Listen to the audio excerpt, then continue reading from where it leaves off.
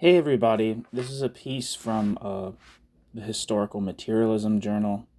It's by Martin Thomas, who's affiliated with the Alliance for Workers' Liberty. The essay is titled Three Traditions, Marxism and the USSR.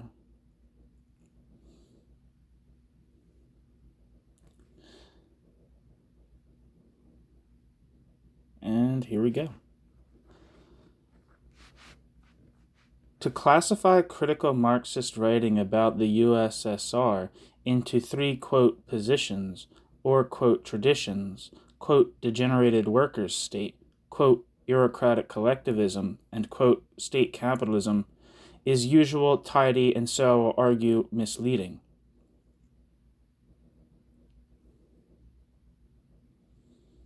For example, Mike Haynes welcomes the recent book by Stephen Resnick and Richard Wolff as reinforcement to the, quote, capitalist/state capitalist view of the USSR, becoming a major paradigm on the left, end quote.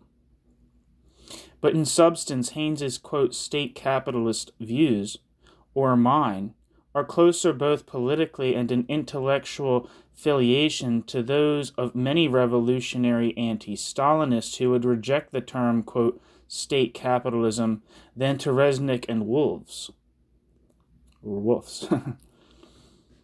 It's funny saying Wolff, like the name Wolff's, like the saying, turning it into a, I guess, is that a possessive noun? Because when you say the animal wolf in plural, you say wolves. So Resnick Wolff's.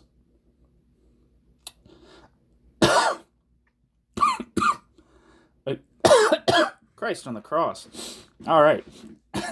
Again, the recent debate between Mike Haynes and Paresh Chattopadhyay shows that although Haynes and Chattopadhyay share the term state capitalism, their substantive evaluations are very different.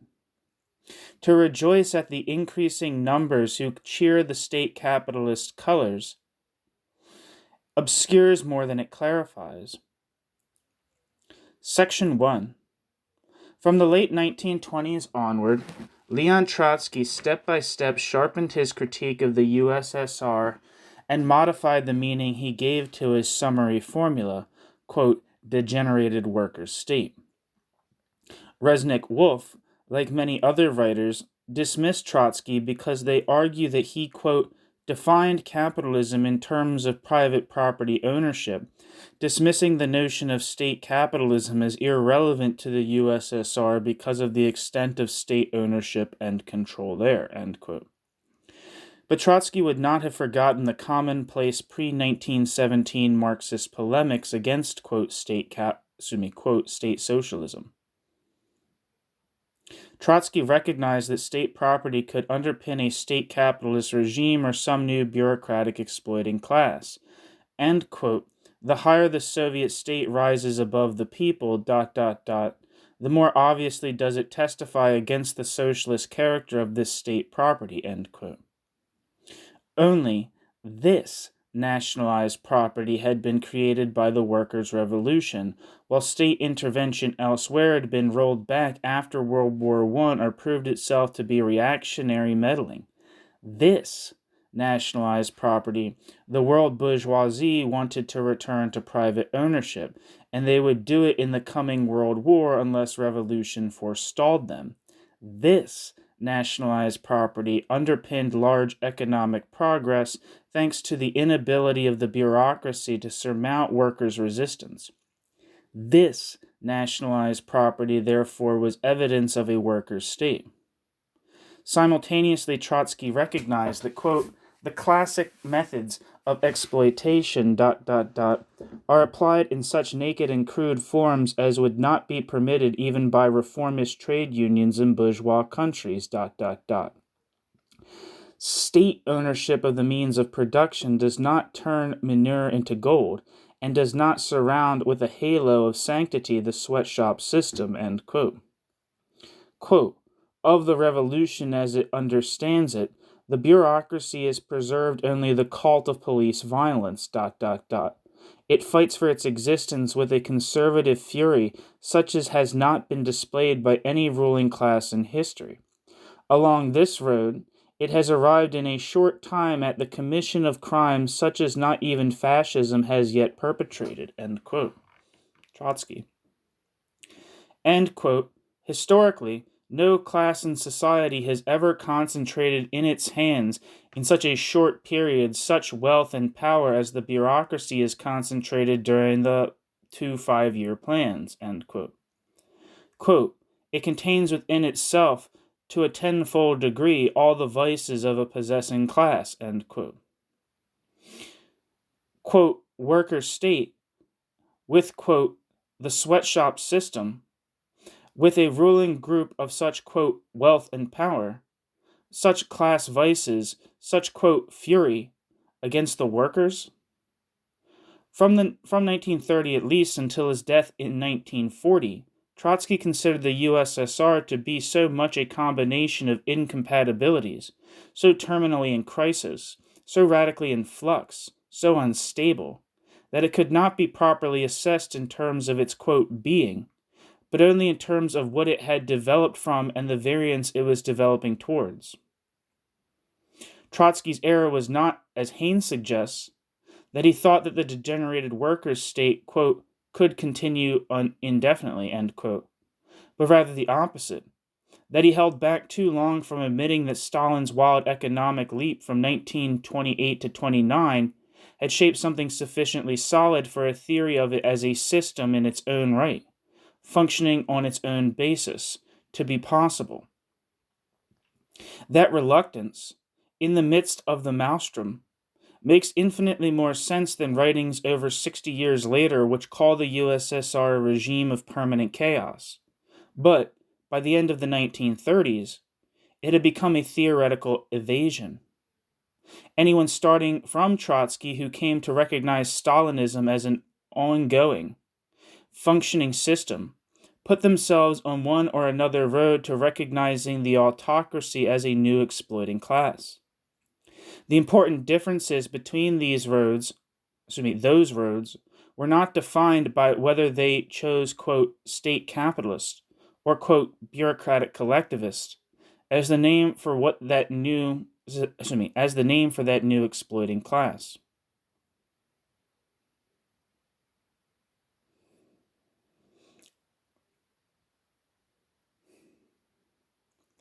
Before Trotsky's critique, there had been social democrats who complained that the Bolsheviks were too radical, trying to violate the necessary tempos of history, and there were, quote, left communists who complained that the Bolsheviks were not being radical enough and were regressing back to the old regime.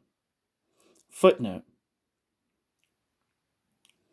And later, there were people like Karl Korsch, Boris Souverin, Ante Siliga, who, coming into opposition to the USSR regime around the same time as Trotsky, moved towards similar views to those of the, quote, left communists. Mike Haynes writes that, quote, "Much interwar material still remains inaccessible," end quote, but in fact, vastly more is accessible than the writings Haynes mentions. Moreover, Bordiga's writings on the USSR as capitalist date from after World War II. Although there were groups in the 1930s, the Union Communiste in France, the LCI in Belgium, which politically were somewhere between Trotskyism, Bordigism, and left communism, and which had a, quote, state-capitalist view of the USSR. And although there has over the decades been traffic of groupings or prominent individuals between Bordigism and Trotskyism, I know of no debate or engagement between Trotskyist and Bordigist writers on, quote, state capitalism in the USSR. The Bordigists held to a view of the USSR as a degenerated workers' state until the mid-1940s. Though after 1933, they rejected, quote, defense of the USSR for essentially the same reasons. The USSR's entwinement in imperialist alliances, as Shachtman would later use for refusing, quote, defense of the USSR in World War II. Although at that point he still considered the USSR's, quote, bureaucratic collectivism relatively progressive compared to capitalism. Quote, the definition of the state as a, quote, ideal collective capitalist, of, quote, bureaucracy, as bourgeois, was only really posed during the war by the French and Italian Bordeghist fractions, and then later on by the PCI of Italy, end quote. ICC, 1992. End of footnote.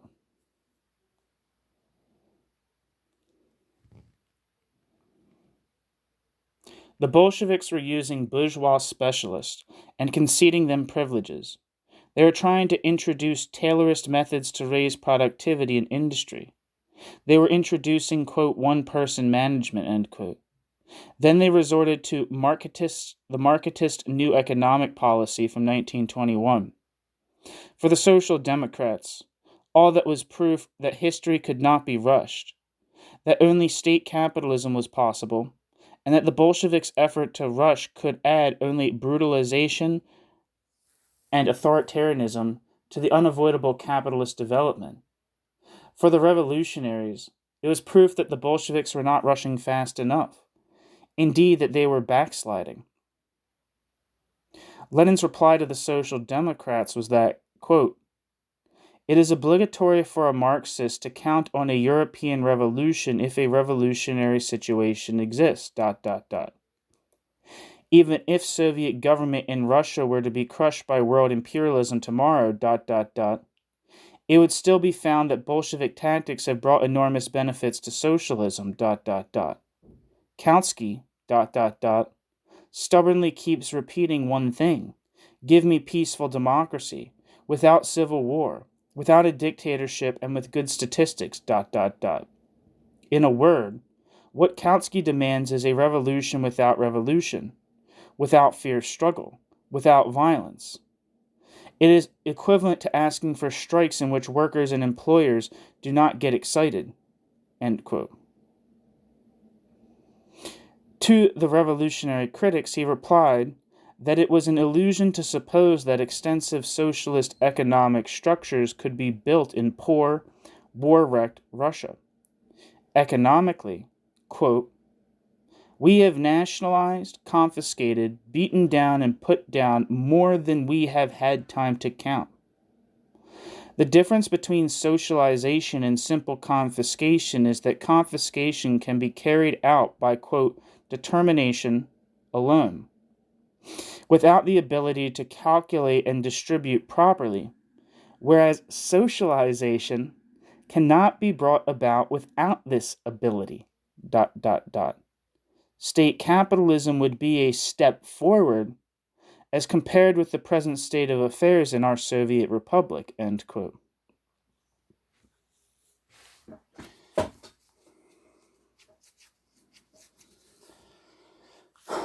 But it would be, quote, state capitalism in a proletarian state, end quote.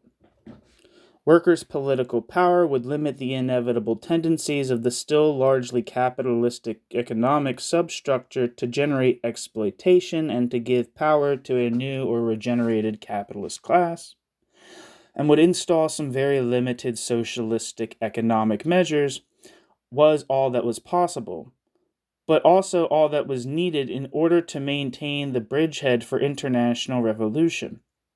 And, in the actual circumstances of a minority working class, which was then to a large degree dispersed, made idle, or absorbed into the state machine during the Civil War, it could only actually be the power of the Workers' Revolutionary Party built over previous decades. But, for sure, the mere fact of having, quote, nationalized, confiscated, beaten down, and put down, end quote, so much did not in and of itself automatically define a worker state. The entire, quote, backsliding argument was radically undercut by Stalin's crushing of the Netmen and kulaks after 1929. Whatever Stalin was doing by collectivization through terror and forced march industrialization, it was not backsliding to the old ordinary capitalist structures. Yet at the same time, the USSR state machine was pitted more brutally than before against the working class. Hugo Urbans developed the first, quote, Trotskyist theory of state capitalism in the USSR, one with roots quite different from the previous, quote, left communist and social democratic theories. Urbans led the German Leninbund. In late 1929, Urbans engaged in a political fight with Trotsky, which ended with a parting of ways in early 1930. The split was driven less by the issue of the USSR in and of itself than by other issues.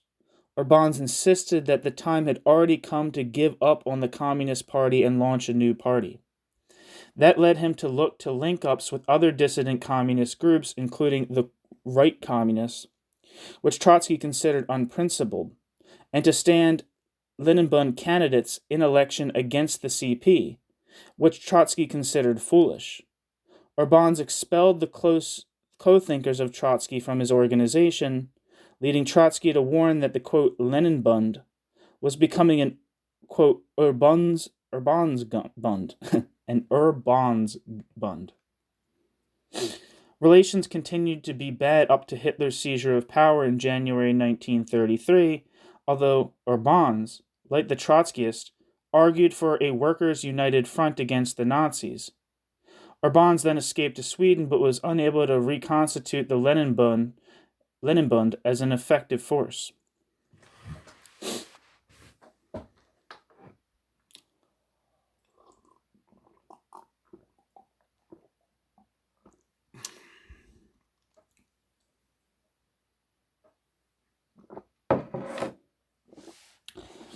Urbans had been a, quote, Zinovieist. Zinoviev had been Stalin's colleague in the anti-Trotsky, quote, triumvirate, which led the USSR after Lenin's removal from activity. In late 1925, Zinoviev broke with Stalin, beginning the path that would lead to uniting with Trotsky in the joint opposition between late 1926 and late 1927. He theorized his break with Stalin in a book, Leninism, written in collaboration with Krupskaya and published in September 1925, Krupskaya being Lenin's widow. Zinoviev himself capitulated to Stalin after the bureaucratized Bolshevik Party expelled the opposition in December 1927. But many of his co-thinkers outside the USSR, like Urbans, tried to continue on the lines of critique that he had initiated. Zinoviev was still in the full dress of bureaucratic, quote, Leninism, writing page after page about Trotsky's supposed, quote, underestimation of the peasantry, and ingrained, quote, Menshevism. But, in later chapters, he used the term, quote, state-capitalism to warn against the dangers of the Stalin-Bukharin policy of that period, which held that, quote, socialism in one country was being achieved by steady progress along the Marxist road of the new economic policy. Quote, it can be that, in order to devote one's life and exhort others to devote theirs to the cause of socialism, one has to feed oneself with illusions and believe that there is no state capitalism or plain ordinary capitalism in our country, that socialism is flourishing everywhere. Such a policy can only be harmful. If what I see around me is socialism, your socialism is pretty poor quality, the worker will say, and he will be right, ... We must not give ourselves illusions. We must not delude ourselves. We must call state capitalism by its name.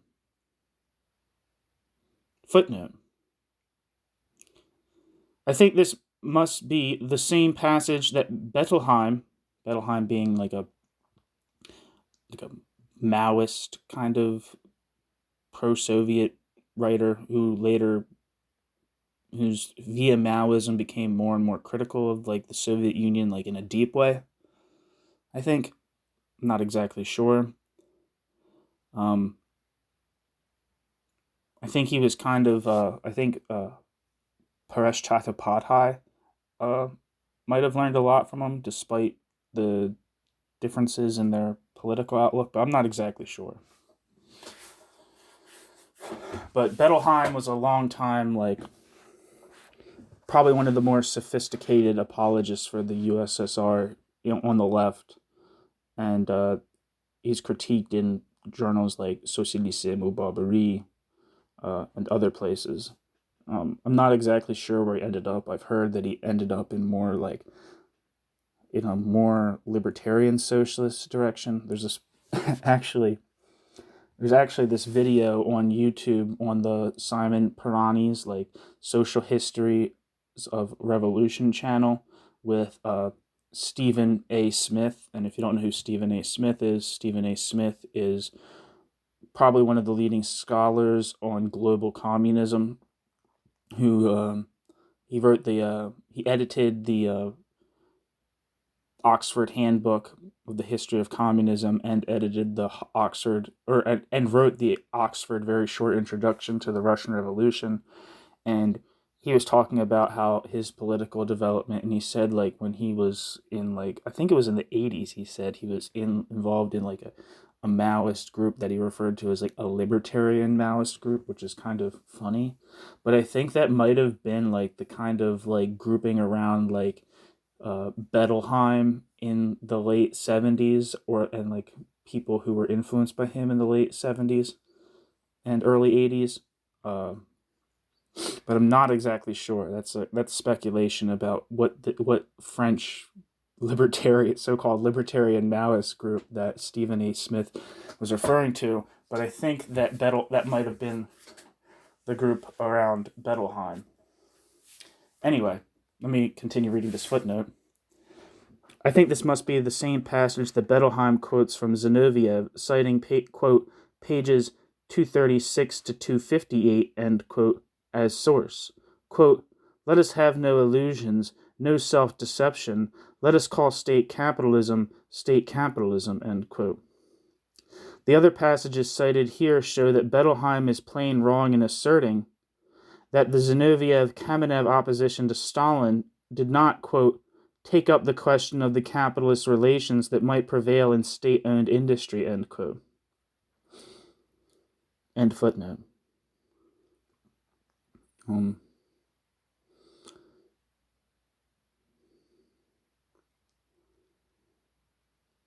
This is continue this quote from Zinoviev after the end of the footnote.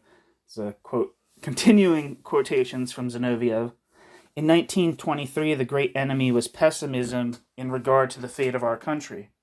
In 1925, self-satisfaction can become a danger if it leads to defining away the class struggle in the village, to silence on the danger facing us from the kulaks, to forgetting the words of Lenin on the role of state capitalism and of capitalism in general under our regime, ... end quote.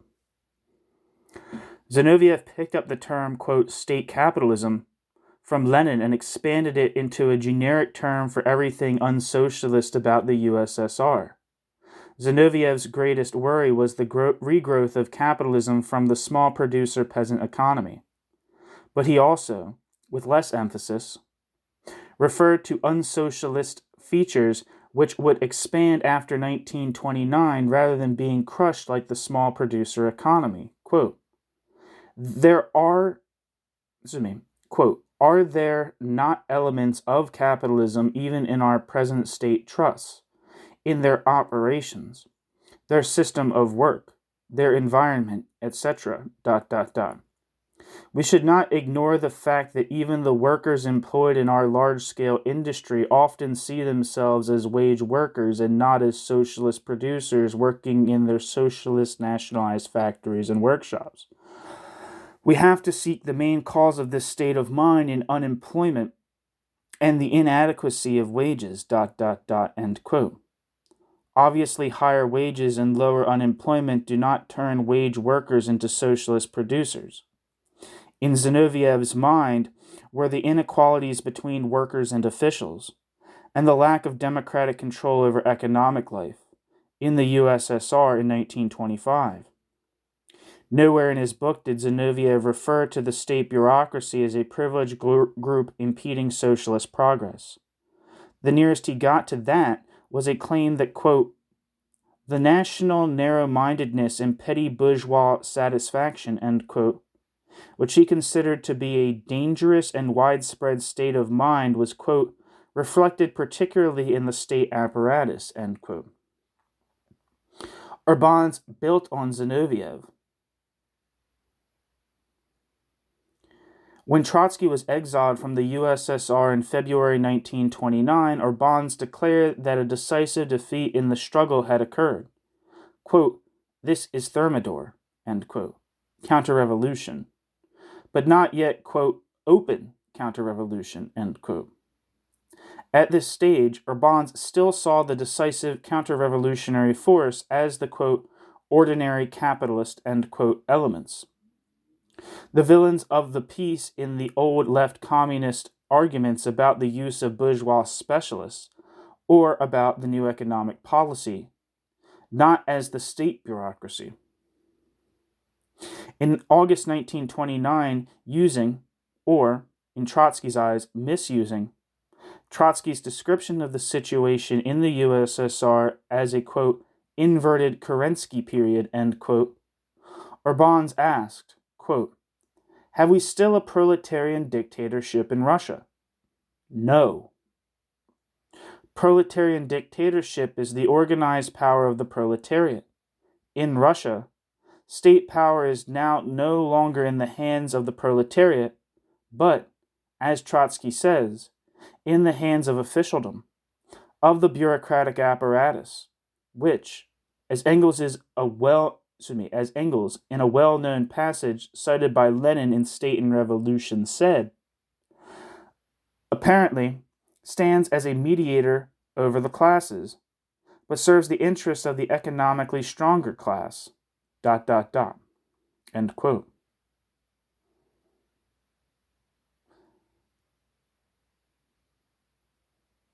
Namely, ... namely the capitalist. Full-scale restoration of ordinary bourgeois capitalism had not yet come, declared Urbans, but it was, quote, obviously approaching with giant steps, end quote.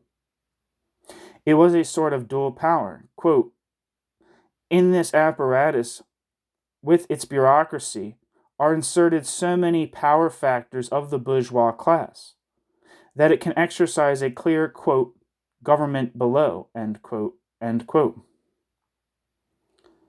This uncomfortable, even incoherent, attempt to register the scale of the bureaucratic counter-revolution would be reproduced, more or less exactly, and as far as I know, independently, certainly without attribution, by James Burnham and Joseph Carter in 1937.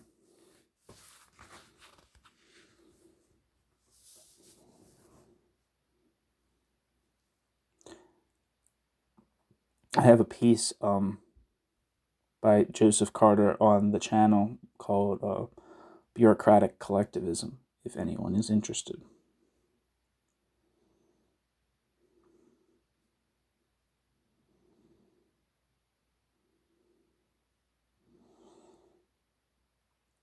Footnote. Albert Train, the French Zinovievist leader who briefly participated in the Trotskyist movement before launching his own group, seems to have developed a similar thesis, whether with acknowledgement to Urbans, I do not know. End footnote. There's a book about the international so-called right opposition by Robert J. Alexander that I should probably read, or at least read excerpts from. Because I know very little about it. The most I know about it is that was kind of the Independent Labor Party was kind of a sort of right oppositionist group, and that's where Orwell came from.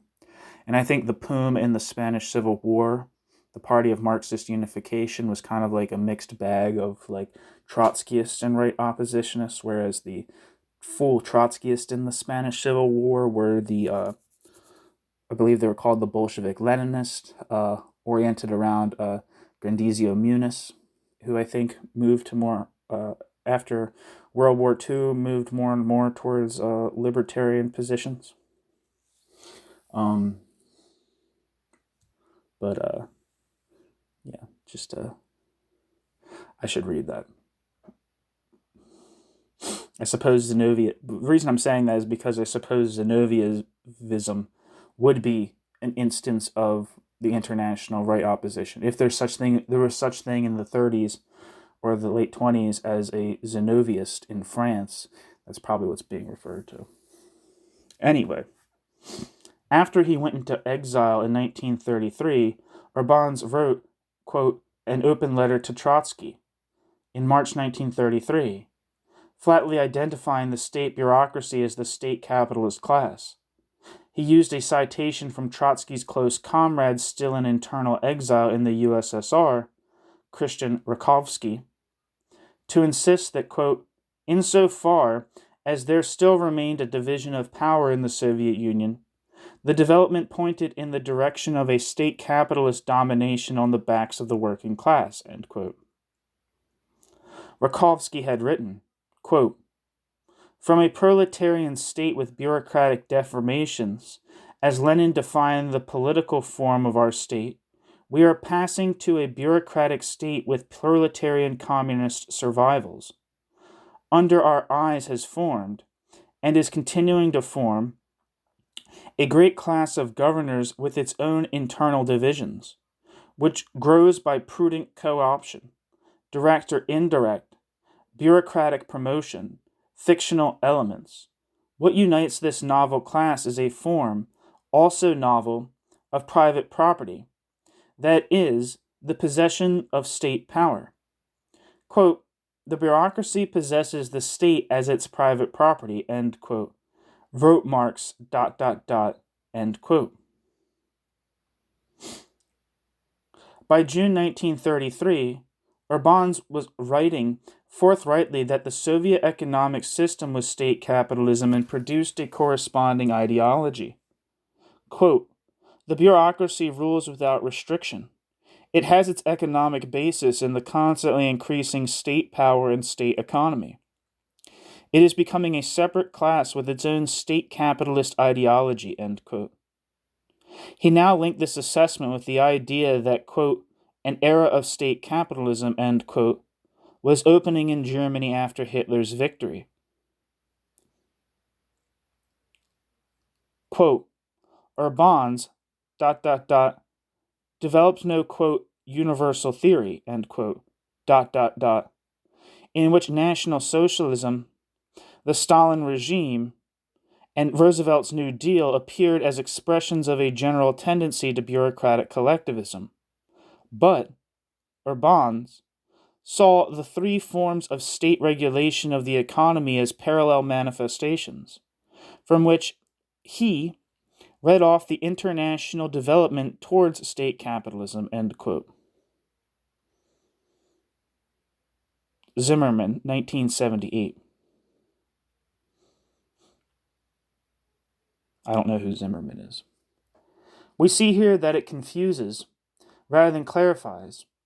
To see, quote, state capitalist, end quote, views of the USSR as having a genealogy of their own, alongside the supposed divergent family trees of, quote, bureaucratic collectivism, and, quote, degenerated workers' state, end quote.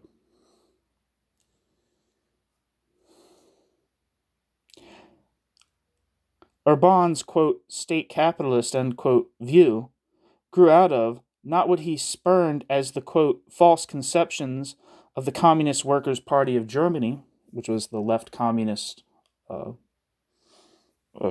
German party, of which the councilist tradition emerges, even though it wasn't councilist at the time.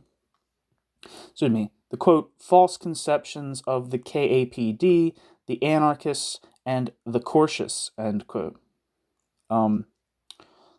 Korsch was everyone knows who Karl Korsch is, but Korsch moved from being a rather conventional Leninist in the early to mid 1920s and moved to more councilist positions by the end of the 1920s. Just as a side note. Sorry, I just keep interrupting myself in this sentence. Urban's, quote, state capitalist view grew out of not what he spurned as the, quote, false conceptions of the KAPD, the anarchists, and the Korshists, end quote, but the ideas of Trotsky and Rakovsky, using terminology from Zinoviev. In turn, no later, quote, state capitalist writer in the circles influenced by Trotsky, as far as I know, would acknowledge or build on Urban's, though all of them would know of Urban's ideas because Trotsky would take Urban's document of June 1933 as his text for his polemics against the idea of the USSR being state capitalist in The Class Nature of the Soviet State, published in October 1933, and again in Revolution Betrayed, published in 1936. Trotsky had two chief counter-arguments against Urban's. Firstly, the bureaucracy did not have the solidity of a new ruling class. Secondly, there was a radical difference between the USSR's integral state economy and the partial state regulation in Germany, Italy, or the USA. Quote, the first concentration of the means of production in the hands of the state to occur in history was achieved by the proletariat with the method of social revolution, and not by capitalists with the method of state trustification. Our brief analysis is sufficient to show how absurd are the attempts to identify capitalist stateism with the Soviet system. The former is reactionary, the latter progressive. End quote. Trotsky. Trotsky would later add so many qualifications to the description, quote, progressive, as almost to drop it. And the picture that Trotsky drew, to refute Urban's, of the reactionary character of, quote, state capitalism, is striking today not for its contrast with the trajectory of the USSR, but for the opposite reason, for its truth to the long-run overall record of Stalinism.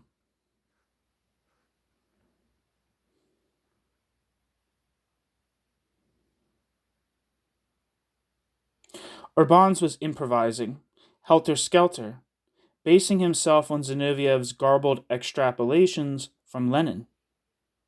Trotsky was reasoning systematically, adjusting his analysis bit by bit by reference to the empirical development of the USSR, while also checking back against an epochal worldview of post-1914 capitalism.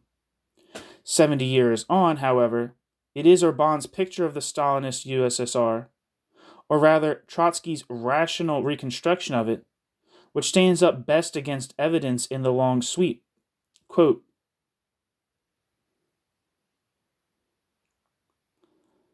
the present, quote, planned economy, end quote, must be viewed as a stage that is reactionary through and through.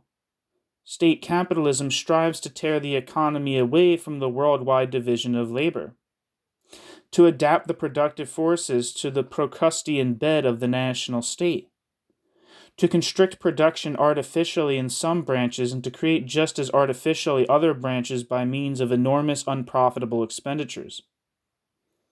The economic policies of the present state, beginning with tariff walls against the ancient Chinese pattern, beginning with tariff walls upon the ancient Chinese pattern, and ending with the episodes of forbidding the use of machinery under Hitler's, quote, planned economy, attain an unstable regulation at the cost of causing the national economy to decline, bringing chaos into world relations and completely disrupting the monetary system that will be very much needed for socialist planning. The present state capitalism neither prepares nor lightens the future work of the socialist state, but on the contrary, creates for it colossal additional difficulties. The proletariat let slip a series of opportune periods for the seizure of power. Through this, it has created the conditions for fascist barbarism in politics and for the destructive work of, quote, state capitalism in economics. After the conquest of power, the proletariat will have to pay economically for its political lapses, end quote. Trotsky. Karl Kautsky made a similar indictment of the long-term economic destructiveness of 1930s ultra-statism. Excuse me, this is a footnote. Karl Kautsky made a similar indictment of the long-term economic destructiveness of 1930s ultra-statism, though for him it was not so much a result of Stalinist counter-revolution as an inescapable result of trying to make a socialist revolution without waiting for the conditions to be perfectly ripe and orderly. End footnote. Section 2. In the late 1930s and the 1940s, a wide variety of people came to argue that the post-1929 USSR was state capitalist, as if to give a lesson on the fact that nomenclature is not here a reliable guide to classifying political substance. Fedor Dan, the exile leader of the Mensheviks, moved in 1932 to categorize the USSR as, quote, state capitalist, and simultaneously to take a warmer attitude to Stalinism, which led him to splitting with the majority of the Mensheviks in 1940. He emphasized that the, quote, state capitalism was progressive relative to private capitalism. Footnote. Liebig, 1991. End footnote. He emphasized that the, quote, state capitalism, forgive me. Trotsky had held back from calling the bureaucracy a, quote, ruling class, not because it was not, quote, bad enough to earn that description, but because it was not, quote, good enough. Quote, the Soviet bureaucracy has all the vices of a possessing class without having any of its, quote, virtues, end quote. Organic stability, certain moral norms, etc., end quote.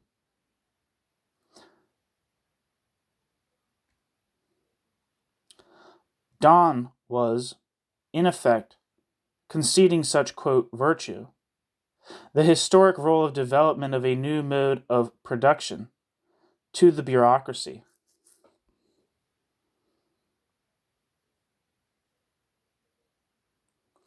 In the 1940s, Arthur Koestler's variant of, quote, state capitalism must have been much more widely circulated than any of the efforts of Trotskyist or left communists.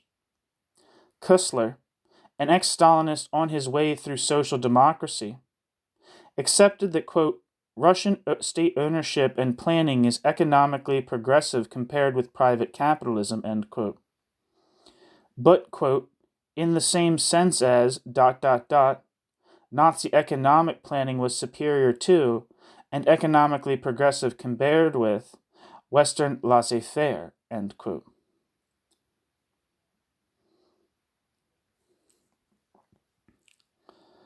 One way or another, the world was moving ineluctably toward a more statified economic order. The USSR represented not so much socialist backsliding as a freakish slide forwards into that statified future. But its freakish, quote, prematurity was not worth the political cost.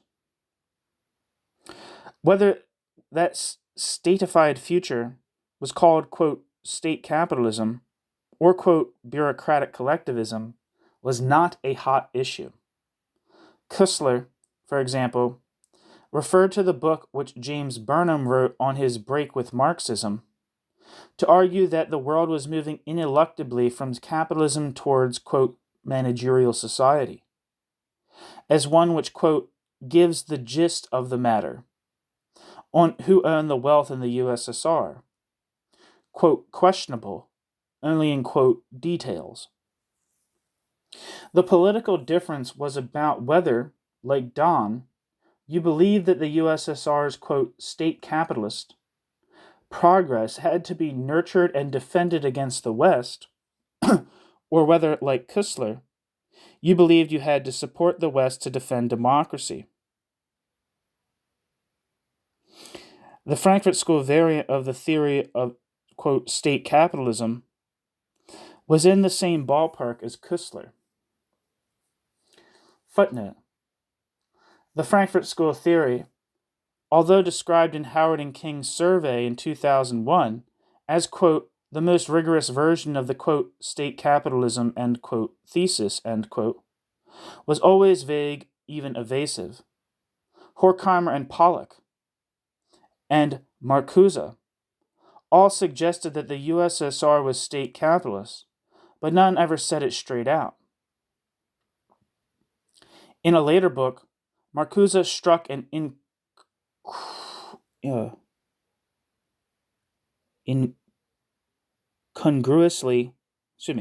Marcuse struck an incongruously, quote, orthodox Trotskyist, end quote, note.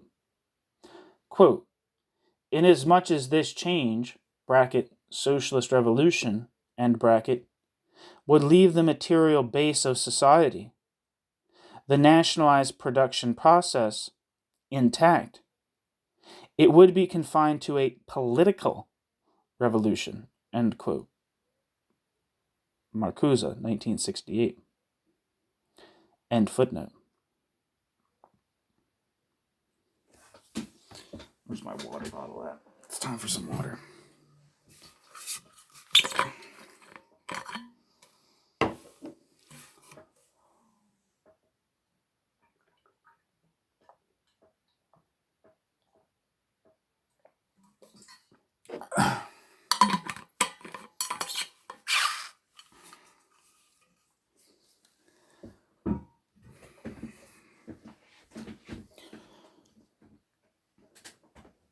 All right. Small groups remaining from 1930s, neither Trotskyist nor Stalinist parties, like the Party of Marxist Unification in Spain or the Independent Labour Party of Britain, tended towards, quote, state capitalist views of the USSR. Tito in Yugoslavia and his international sympathizers adopted the same description after 1948. Left communist and Trotskyist, quote, state capitalist writers generally accepted the idea of a world heading towards ultra-statism, often painting it in more apocalyptic terms than the mainstream writers. In a world heading towards crisis, ruin, conquest, war, and workers' revolution, any relative, quote, economic progressiveness of the prematurely statified USSR was nugatory or plain illusory.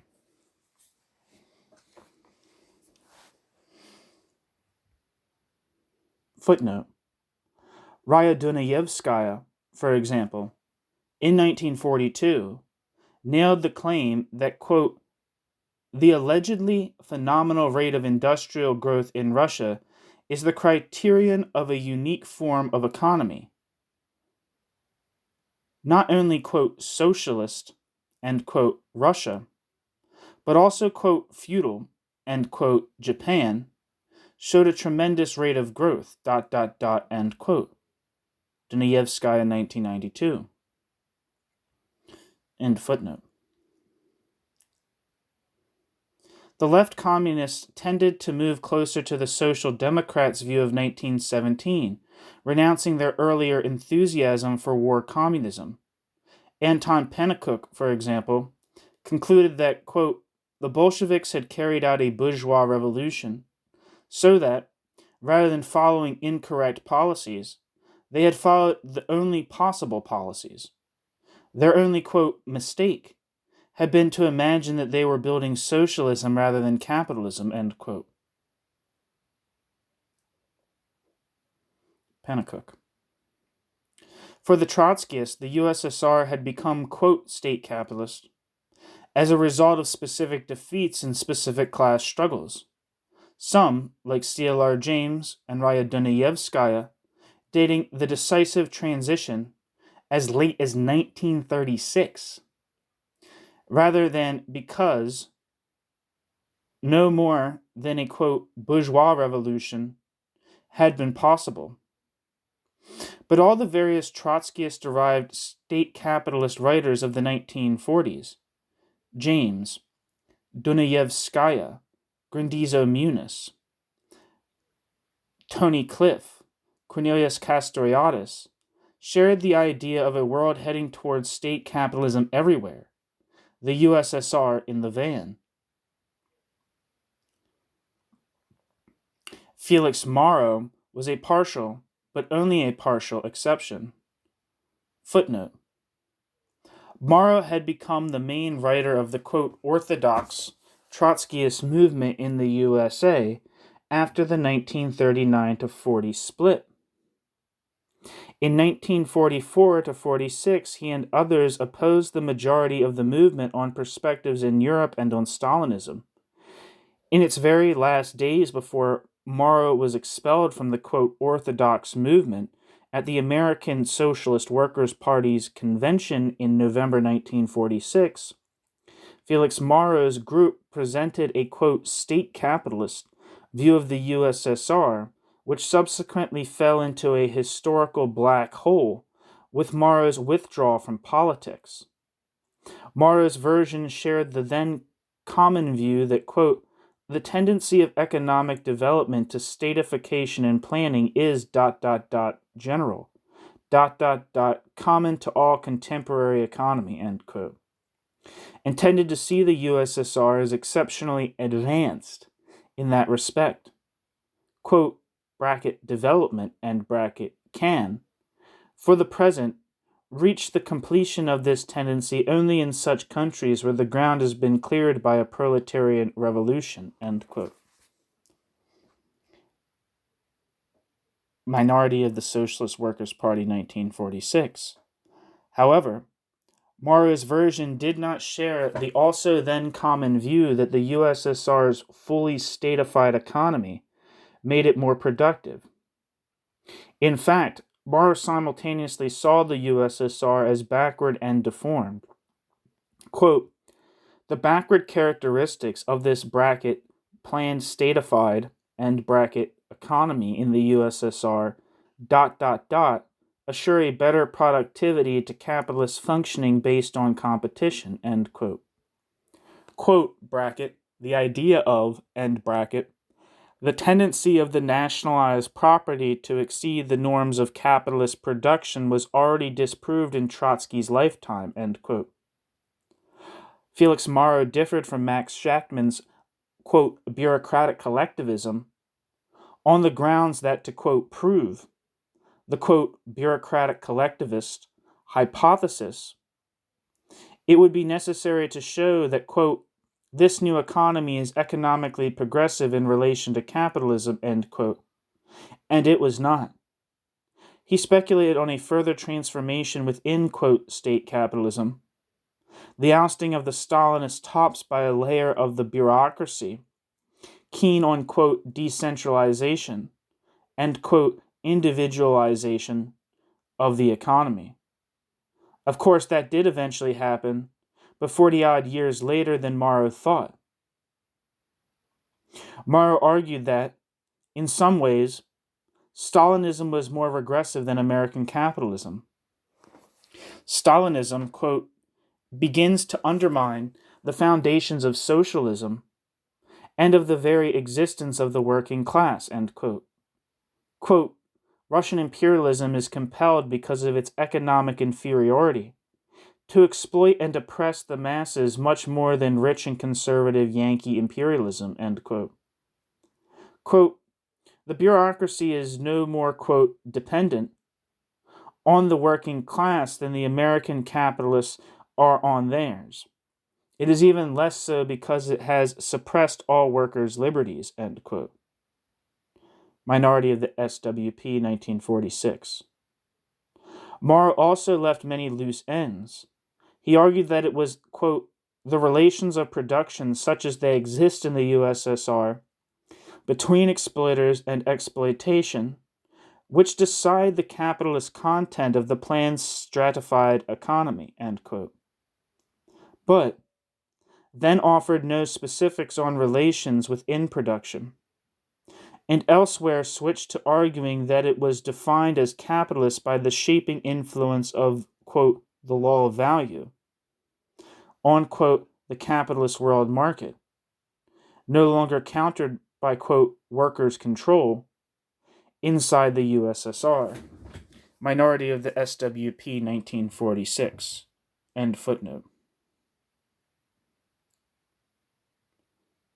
In another illustration of how misleading the, quote, three traditions scheme is, the genealogy of Castoriadis' new version of, quote, state capitalism was not previous versions of, quote, state capitalism, but his own first essay, where he called the USSR, quote, bureaucratic collectivism.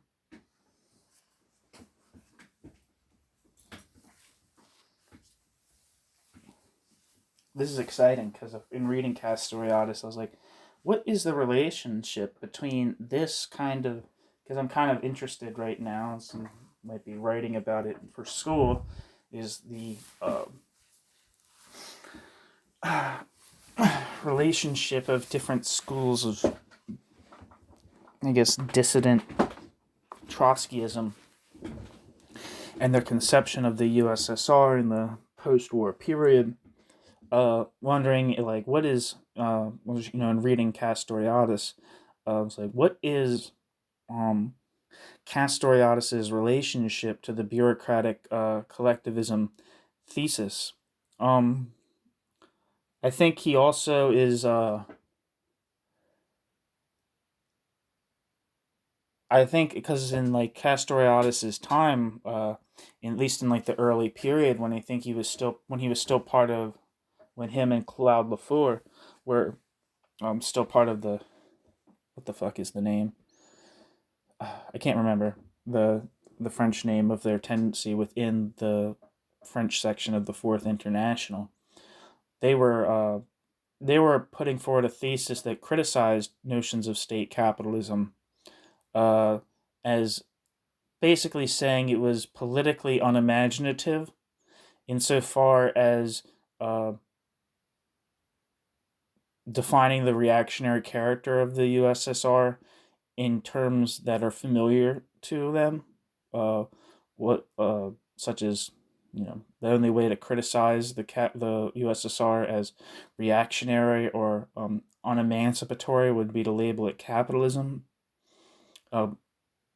Castoriadis criticized that version of state capitalism until he eventually developed his own conception of state capitalism, which he eventually called, like, totalitarian bureaucratic totalitarian bureaucratic capitalism. Various types of bureaucratic capitalism is how he referred to the USSR in this period. So it's interesting that it seems like Castoriadis kind of begins with a bureaucratic collectivist position and transitions to a state capitalist position. So yeah, this is interesting for me.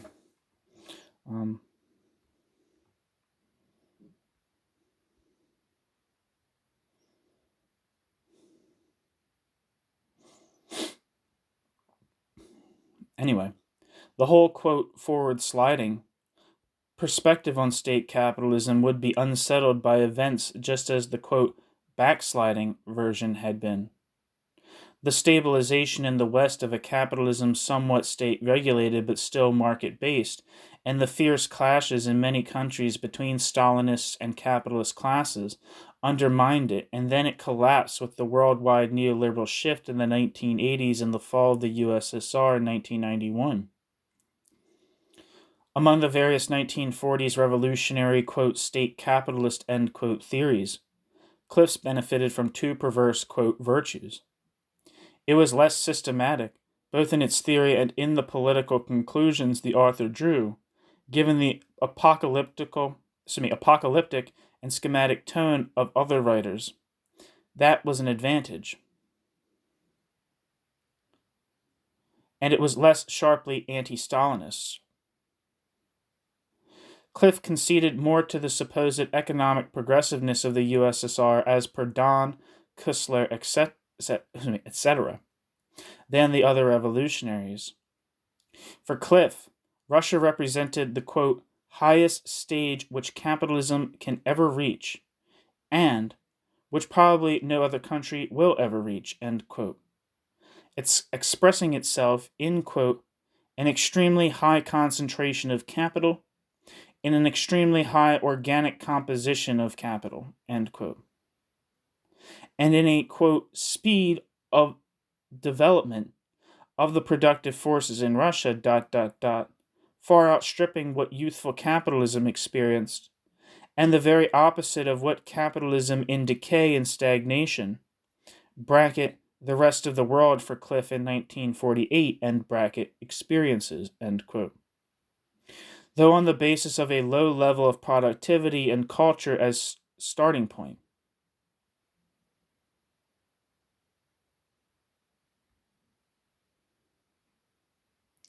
In fact, Cliff had an appreciation of the USSR warmer than that held at the time of his writing, 1947 to 48, by most of those worldwide who still called it a degenerated workers' state.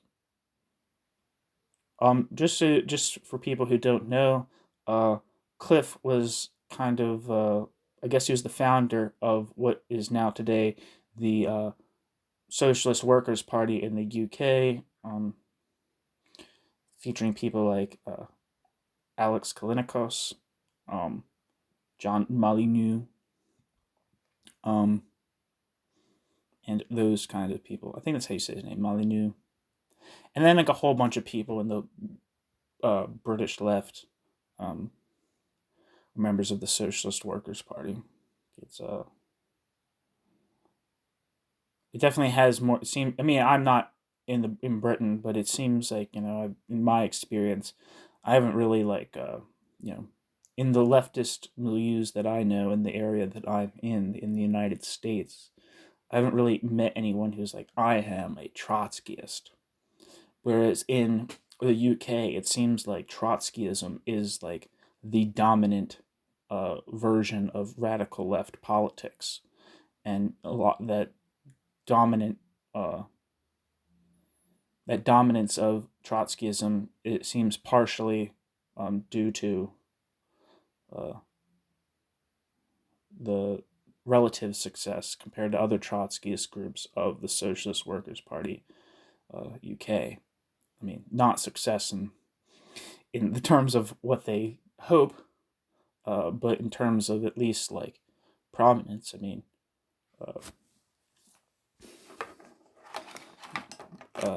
but yeah. So, yeah, that's who Cliff is. If anyone doesn't know who Tony Cliff is, yeah, he's like the founder of UK Socialist Workers' Party, or what would become it. I'm not exactly sure if it was called Socialist Workers' Party at the time, but they're all their conception of the USSR as state capitalist is influenced by the writings of Tony Cliff. Anyway, back to the text. In fact, Cliff had an appreciation of the USSR warmer than that held at the time of his writing by most of those worldwide who still called it a, quote, degenerated workers' state. People such as James P. Cannon, Ernest Mandel, and Michel Pablo were dropping the slogan, quote, defend the USSR, and replacing it with the formula, quote, defend what, bracket, little, end bracket, remains of the conquests of October, end quote. They emphasized that the bureaucracy in the USSR had become a, quote, absolute block on development. Cliff emphasized the USSR's tremendous, quote, speed of the development of the productive forces in Russia, end quote. In a 1947 pamphlet, Cannon would acknowledge the, quote, nationalized property in the Soviet Union, the product of the Great Revolution, end quote. But then, so did Cliff. For him, the USSR showed, quote, a form of property born of a proletarian revolution, end quote. It was a super advanced form of capitalism possible only because of the workers' revolution. The common tribute to nationalized property once paid, Cannon would emphasize, quote, the terrorist apparatus of Stalinism, unequaled in its magnitude and monstrousness in all history, end quote. Unequaled! Exclamation point. This, remember, less than 2 years after the fall of Hitler's regime. Cliff, by contrast, would insist anxiously that it was correct to call Stalinism, quote, barbaric, only in the same sense that, quote, certain aspects of declining capitalism as a whole, whether American, Russian, British, or Japanese, end quote, also exemplified barbarism. The Stalinist USSR was no more barbaric than bourgeois democratic welfare state Britain. To refute the idea that Russian state capitalism was positively progressive, Cliff could find only the argument that, the world being ripe for socialism, quote, capitalism wherever it exists, bracket, and in whatever form, end bracket, is reactionary, end quote.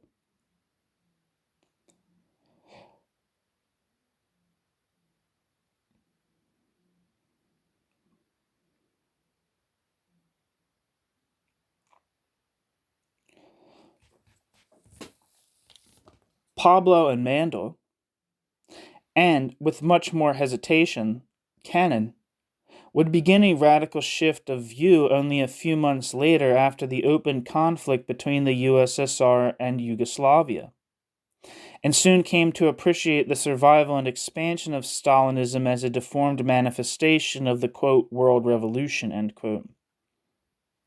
The flat, definite words in Cliff's conclusion, quote, state capitalism, whatever the theoretical confusion behind them, must surely have helped save him from sharing in that fiasco. His appreciative tone, quote, helped too, however. Were other advocates of the view that the Stalinist bureaucracy was a consolidated exploiting class spiraled off into high-pitched ultra-leftism, or sank into doleful contemplation of a world black on all horizons, Cliff would be able to hail the Vietnamese victory against the USA, for example, as a grand example of, quote, revolution, with only a small print appended explanation that in a small and poor country, quote, state capitalism was all that could be expected from such revolution. I don't know if this will be addressed, but it's like ironic how supportive the Trotskyist movement. I mean, I don't know what the position of Alliance for Workers' Liberty was, but the kind of just blind cheerleading towards the Viet Cong and Ho Chi Minh, who, if anybody knows anything about what happened to Vietnamese Trotskyists in this period, or before this period, and the more or less like very extreme, very violent repression that international Trotskyism faced in places that had something like successful communist revolutions, capital C communist revolutions. Like there's the irony of how there's kind of certain irony to how in the name of anti-imperialism,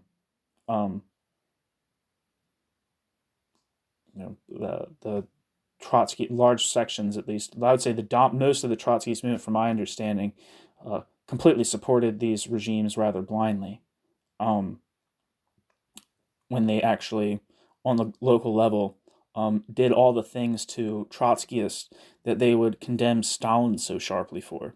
There's a very good, I haven't actually read the book, but there's a very I was going to say good book, but I shouldn't say that because I haven't read it. But there's a very exciting book called In the Crossfire by a man named No Van, who was a Vietnamese Trotskyist who became a council communist oriented around and affiliated with Maximilien Rebel, and wrote, I believe, in Noir Rouge, which was a prominent anarchist newspaper journal in France in the 1950s and 1960s. Maybe it was only in the 1960s, but it's the same journal that people like Henri Simon from Socialisme ou Barbarie, and I think Castoriadis and Lefort might have written in it at certain points. I'm not exactly sure. But he wrote a book about his experiences of revolution and counter-revolution and his experiences with Stalinism in Vietnam. Yeah, I'm excited to read it. I should read that book for this YouTube channel, but I'm kind of like swamped with other things I want to read. But yeah, but yeah, it's kind of like one of the ironies of international Trotskyism is that in areas, for example, probably the least contradictory one is like the support of the Cuban Revolution, who, as Robert J. Alexander says, they merely jailed their Trotskyists. They didn't try to fucking exterminate them wholesale like they did in China and Greece and other places besides the Soviet Union. And I suppose that applies also to the Eastern Bloc as well, although I'm not as quite familiar with the legacy of Trotskyism in pre-Stalinist Eastern Europe or pre-World War II Eastern Europe. So, anyway, sorry, that was kind of a whole detour, but it's, no, I guess I'll just reread that sentence again. Where other advocates of the view that the Stalinist bureaucracy was a consolidated exploiting class spiraled off into high-pitched ultra-leftism or sank into doleful contemplation of a world black on all horizons, Cliff would be able to hail the Vietnamese victory against the USA, for example, as a grand example of, quote, revolution, with only a small print appended explanation that in a small, poor country, quote, state-capitalism was all that could be expected from such revolution. More generally, Cliff developed his doctrine by blanding it down, reducing it for most purposes of exposition to the bare-bones proposition that the USSR was ruled by an exploiting class. Arguably, that reduction represented a better move, a better approach to seeking the truth through winning firm ground bit by bit than the elaborate doctrine spinning which other 1940s state capitalist theorists like Raya Dunayevskaya would go in for in the following decades. Or, at least, it would have been so if it had gone together with an open avowal that much of the common ground of the 1940s state capitalist doctrine, and in particular the scenario of the ever more unstatified world, or at least it would have been so if it had gone together with an open avowal that much of the common ground of 1940s state capitalist doctrine, and in particular the scenario of the ever more statified world, with the USSR as vanguard, had proved faulty. Unfortunately, it was instead combined with a crude version of the usual, quote, everyone his own Copernicus, end quote, story. That Cliff's repeatedly reprinted 1948 text was a, quote, Marxist classic, end quote, first and only theory of state capitalism, quote, the first and only theory of state capitalism, quote, rooted firmly in the central traditions of Marxism, end quote. Footnote.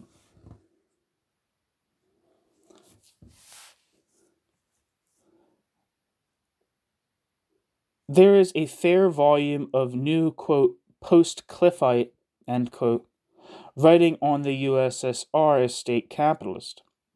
Even, however, if we can see the principle of Cliff as Copernicus, this falls short of scientific development.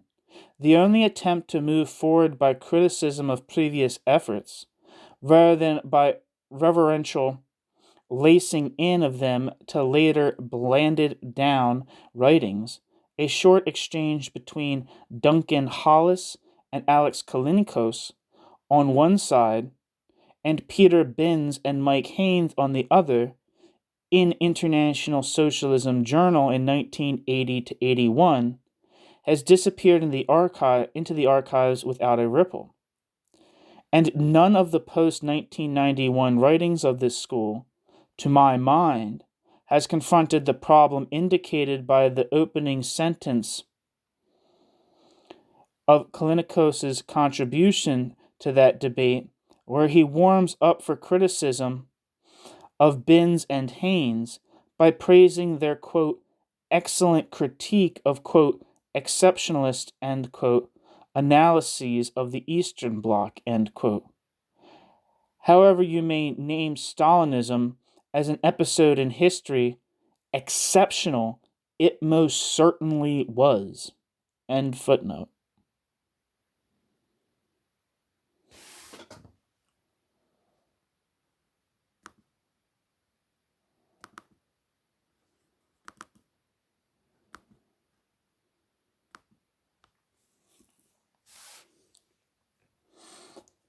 Writing in 1949, Section 3.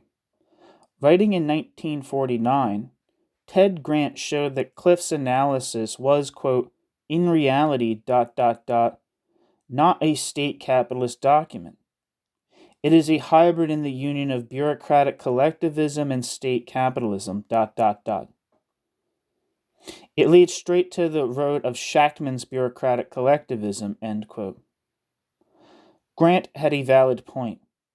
Cliff held that the law of value did not operate inside the USSR, that labor power was not a commodity in the USSR, and the USSR economy was defined as state capitalist through its use value, military competition with the West.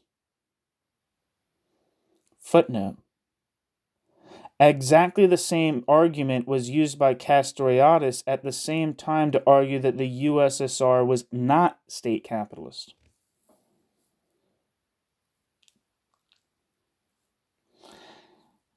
Haynes, I think, is right as against Chattopadhyay that it makes no sense to try to define the USSR as state capitalist by a strictly internal analysis of its economy and without reference to international competition. If there were capitalist relations within the USSR, they were clearly atypical ones. The crucial one, if we accept Marx's idea that, quote, the essential difference between the various economic forms of society, between, for instance, a society based on slave labor and one based on wage labor, lies only in the mode in which this surplus labor is in each case extracted from the actual producer. The laborer, end quote, Marx, was wage labor. Evidently, quote, the labor market, did operate in constrained ways, end quote, Haynes.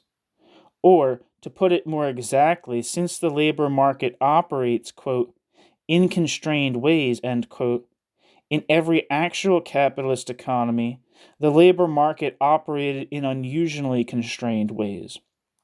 To differentiate the USSR from a distorted workers' state, which would also have large elements of wage labor, or from a new form of exploitation with large capitalist sub-elements, we have to look at the dynamic and the direction of movement. The response to international competition, the fact that economic development in the Stalinist states was geared to emulating the capitalist West, is cardinal in that respect.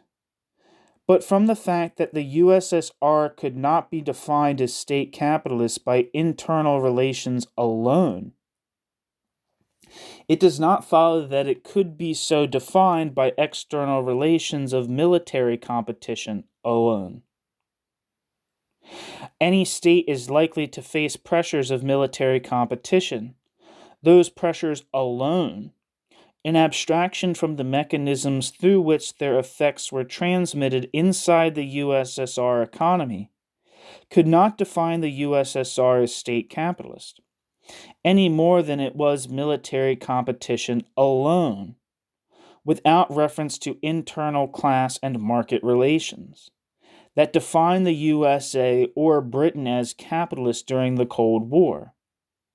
And if the USSR was state capitalist exclusively because of military competition, and not to any degree because of internal structures, then what were the Stalinist states similar in internal structure to the USSR, but far less militarized? Yugoslavia, China, Cuba. End footnote.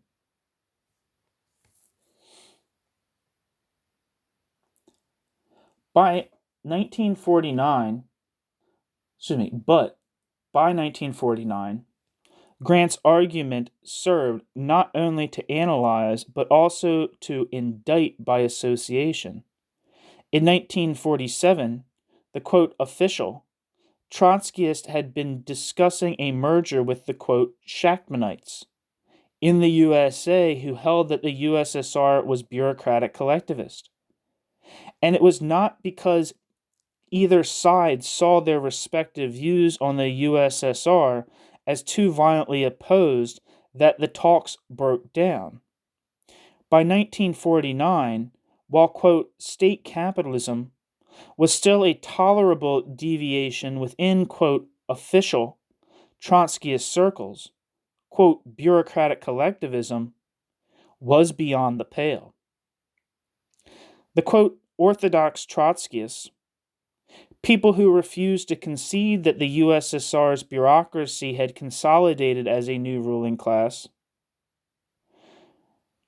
whether state capitalist or bureaucratic collectivist, had, for their own factional reasons, invented a gulf between the state capitalists, whose sin was relatively mild, and the bureaucratic collectivists, who were semi-renegades.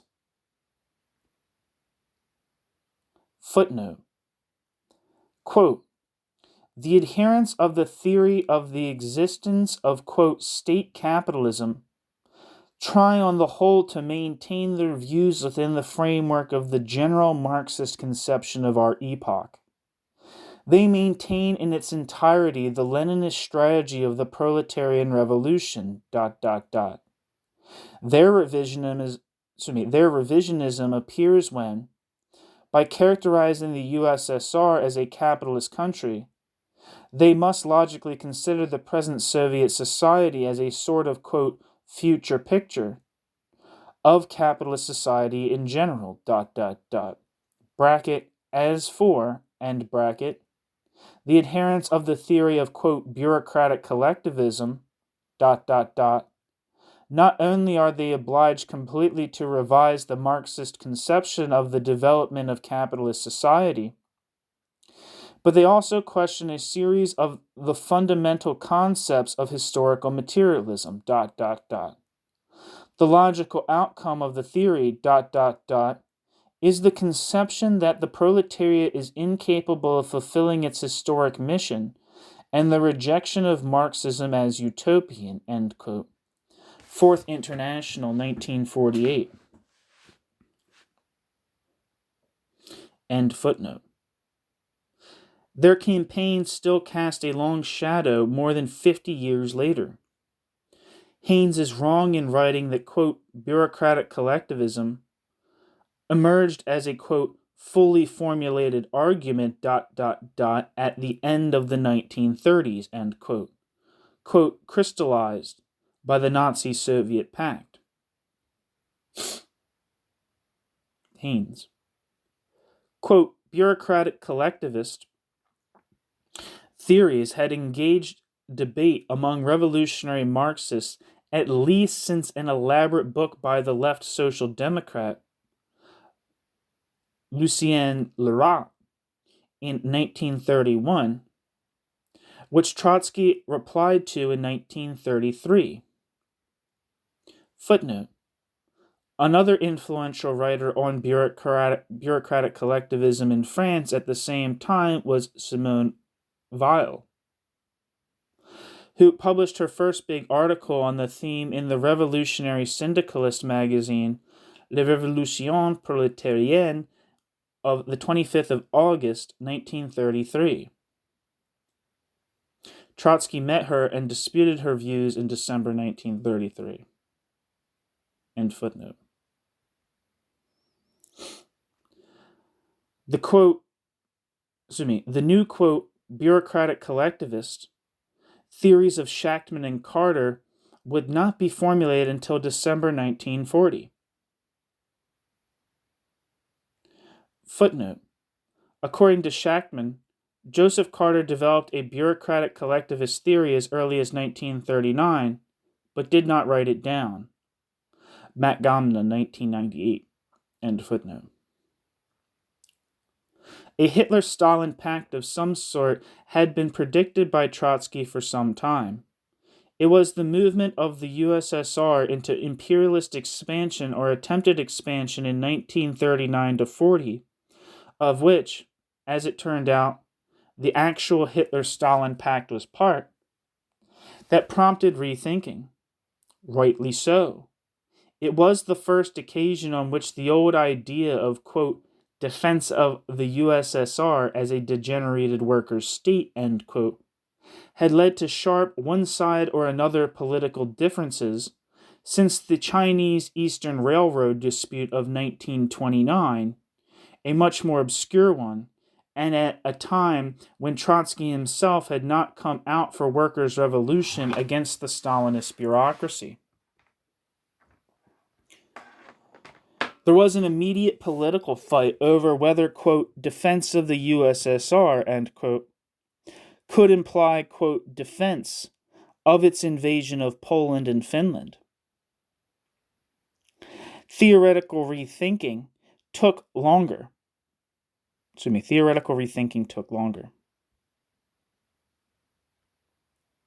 The one Marxist who wrote straight away in 1939 after the Polish invasion, rather than just the pact, that his theoretical views had been, quote, crystallized against the degenerated workers' state theory was C.L.R. James, who would adopt a state-capitalist view.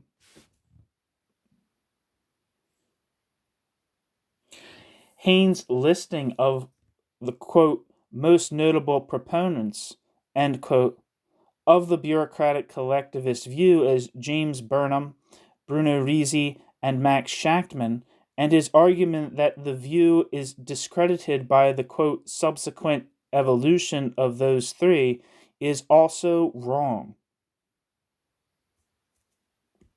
Risi became famous because in 1939 Trotsky used a book of Risi's as a foil in discussing the USSR. Trotsky evidently had a copy of Risi's book, but no other participant in the Marxist debate saw it until very much later. Trotsky's inadvertent plug for Risi, maybe it's Ritzi, and the advantages of Ritzi as a Lucifer figure gave him an undeserved reputation later as the original source of all other versions of bureaucratic collectivism. In fact, there is no evidence that Ritzi positively and directly influenced anyone at all. Ritzi's pro-fascist views were not, quote, subsequent, but prior. Through all his time in the Trotskyist movement, until he broke with socialist politics in May 1940, Burnham's view of the USSR was a, quote, halfway bourgeois restoration, one similar to Urban's of 1929. Shachtman did indeed develop a Marxist bureaucratic collectivist view of the USSR of an unusual sort. Shachtman's personal collapse in old age into a species of Fabianism, while old co-thinkers such as Hal Draper and Julius Jacobson remained revolutionaries, tells us nothing about the rights or wrongs of his theory. In short, the image of bureaucratic collectivism as a train of thought, started by an emotional reaction to the Hitler-Stalin pact, but quickly running its would-be Marxist drivers into right-wing sidetracks is false. Footnote. The oddest thing about the 1939 to 40 split in the Trotskyist movement is the retrospective factional spleen, which makes Haynes suggest that those spurred by the inescapable political clashes of 1939 to 40 to see the bureaucracy as a solidified ruling class must have been faint-hearts. And some other, quote, state capitalists flatly endorsed the response of Trotskyian canon to the Socialist Workers' Party USA minority, denouncing them as a, quote, petty bourgeois opposition, which had, quote, capitulated to pressures from the liberal intelligentsia, drifted towards, quote, Stalinophobia, or, quote, vulgar anti-Stalinism, end quote, end quote. Kalinikos, 1990. The dispute was about, quote, defense of the USSR, or more precisely, since at that stage almost no one on Shachtman's side of the dispute was ready to reject, quote, defense of the USSR entirely, about whether, quote, defense of the USSR implied defense of the USSR in its invasions of Poland and Finland. Does Kalinikos really believe that Shachtman and his co-thinkers had to be petty bourgeois capitulators to liberalism and so on in order to oppose those invasions unequivocally?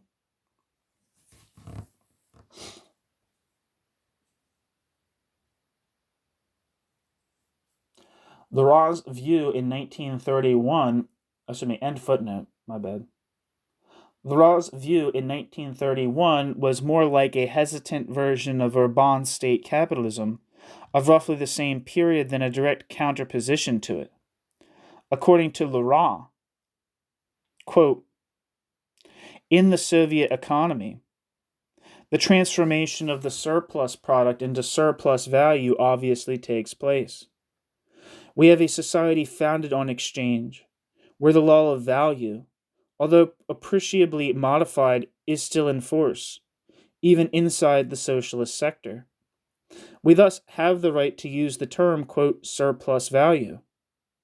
But that surplus value is fundamentally different from capitalist surplus value. The source is the same. It is from unpaid labor, appropriated gratuitously by the exploiting class. But the channels by which it flows to the exploiters are clearly distinct from those in the capitalist mode, The bureaucratic oligarchy of the Soviet Union, sells its labor power, just like, bracket, the workers, bracket, but, end bracket, the bureaucrats, useful if they were in proportionate number, become parasites from the point where they are in excess, In total, they take a disproportionate, excessively large, share from the total product of society, In the, quote, socialist sector of the Soviet economy, funds for accumulation are reduced to zero, or even to a negative quantity, when the revenue of the bureaucratic oligarchy is at stake. We are thus faced with a new form of exploitation of man by man, This form of exploitation resembles feudalism to a certain degree, end quote. Leroux. By 1940, Leroux had developed his position to argue that British, French, and American capitalism was moving to a, quote, more and more controlled economic system, end quote, where, quote, technocrats would siphon off the surplus value in the guise of inflated wages.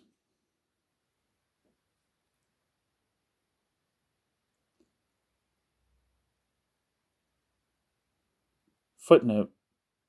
According to Jean-Marie Vincent, Pierre Neville reprised Leroux's theory more or less exactly in the 1970s. End footnote.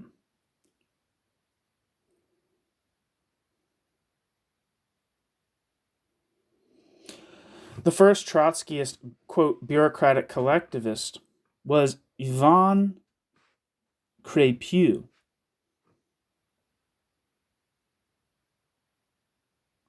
I don't know how I'm saying that right. Ivan? Is that how you say it? Ivan Crépieux? Yvancraipeau. Though he did not use the term until later, he first wrote down his ideas in 1937 when the publication of Trotsky's Revolution Betrayed spurred many Trotskyists to question the worker state thesis. Crépieux's starting point was Trotsky, not Leroy. He offered no insistence that the bureaucracy was definitely not a capitalist class. But he did want to argue that it was an exploiting class without yet committing himself to the idea that it was capitalist. When Crépieux came to write a book on the Stalinist states, much later he would bluntly call them, quote, state capitalist, without any indication that he felt that he was breaking from, rather than developing, his old ideas. That's very similar to Castoriadis. Castoriadis, moves from criticizing state capitalism to creating his own kind of version of state capitalism, which he insists on calling bureaucratic capitalism, without ever engaging in any kind of self-critique with his earlier positions. It just kind of moves, he just kind of moves to a new labels without any kind of sufficient clarification of how his new labels are distinct from his old labels. And it seems like that's based on that last sentence that this is what is happening with Crépieux.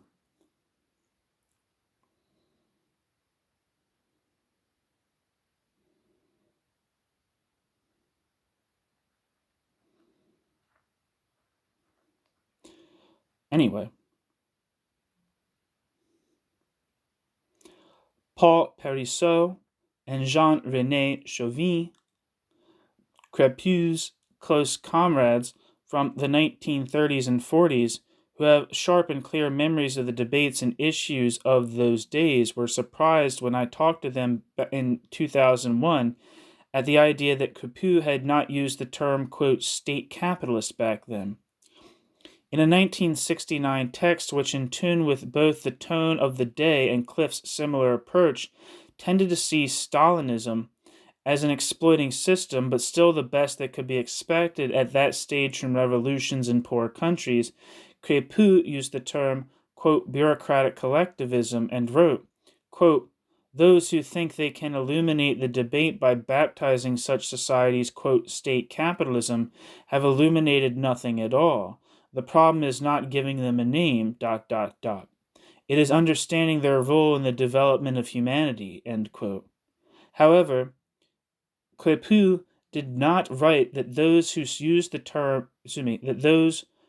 the name, quote, state capitalism were positively wrong to do so, and he saw in these, quote, bureaucratic societies, quote, wage labor, the exploitation of labor, the alienation of the producers, and the capitalist division of labor continuing, ... in the framework of a statized and planned economy, end quote.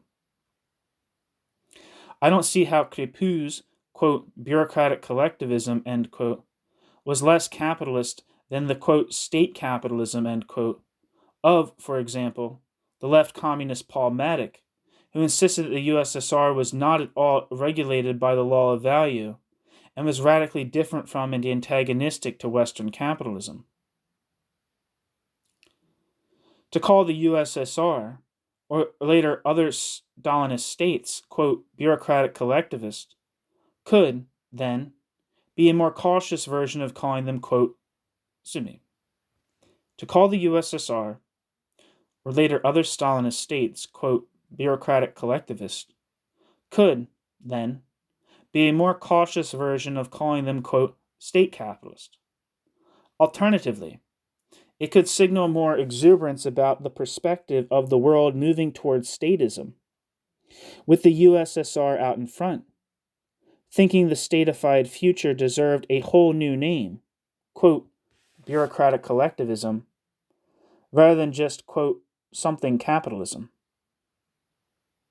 In his 1939 polemic, Trotsky identified that world perspective indifferently with the names of Ritzy, the quote, bureaucratic collectivist, end quote, crank, whose book he had before him, and Urbans, the quote, state capitalist, end quote, whom he had polemicized against in 1933 and 1936.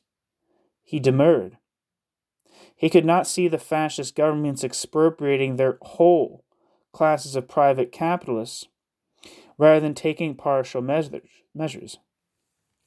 To speculate on the, quote, statist trends, which he agreed were widespread, continuing to the extreme seemed to him an implicit renunciation of working class revolution during or in the wake of the World War.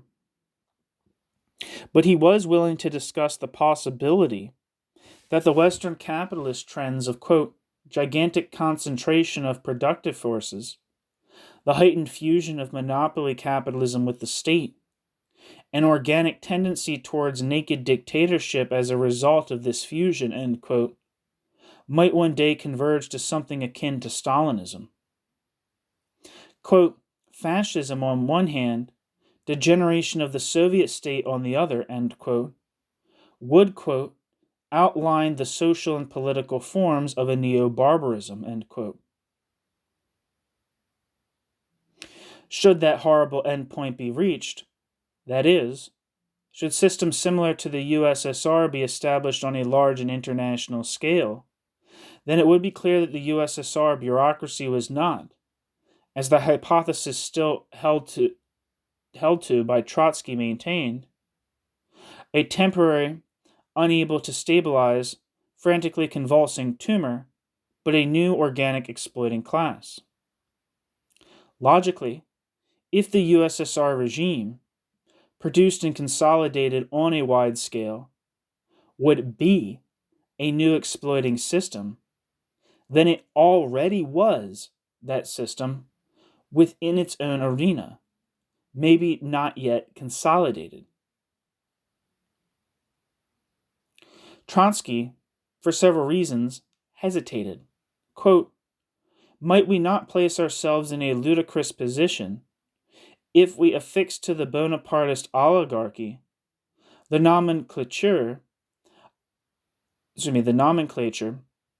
of a new ruling class just a few years or even a few months prior to its inglorious downfall, end quote. Very well, but if it were a new class, would that be, quote, state capitalist or, quote, bureaucratic collectivist? Either, both, call it what you will.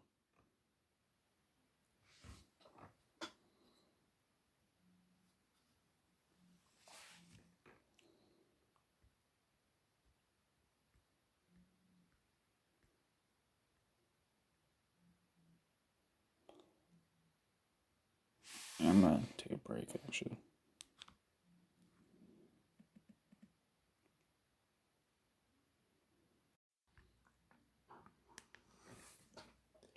Section 4.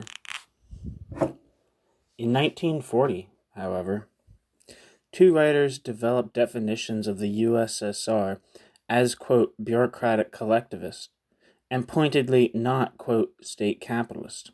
One was Rudolf Hilferding, responding to the Menshevik's journal to a, quote, state capitalist article by the British Trotskyist Ryan Worrall.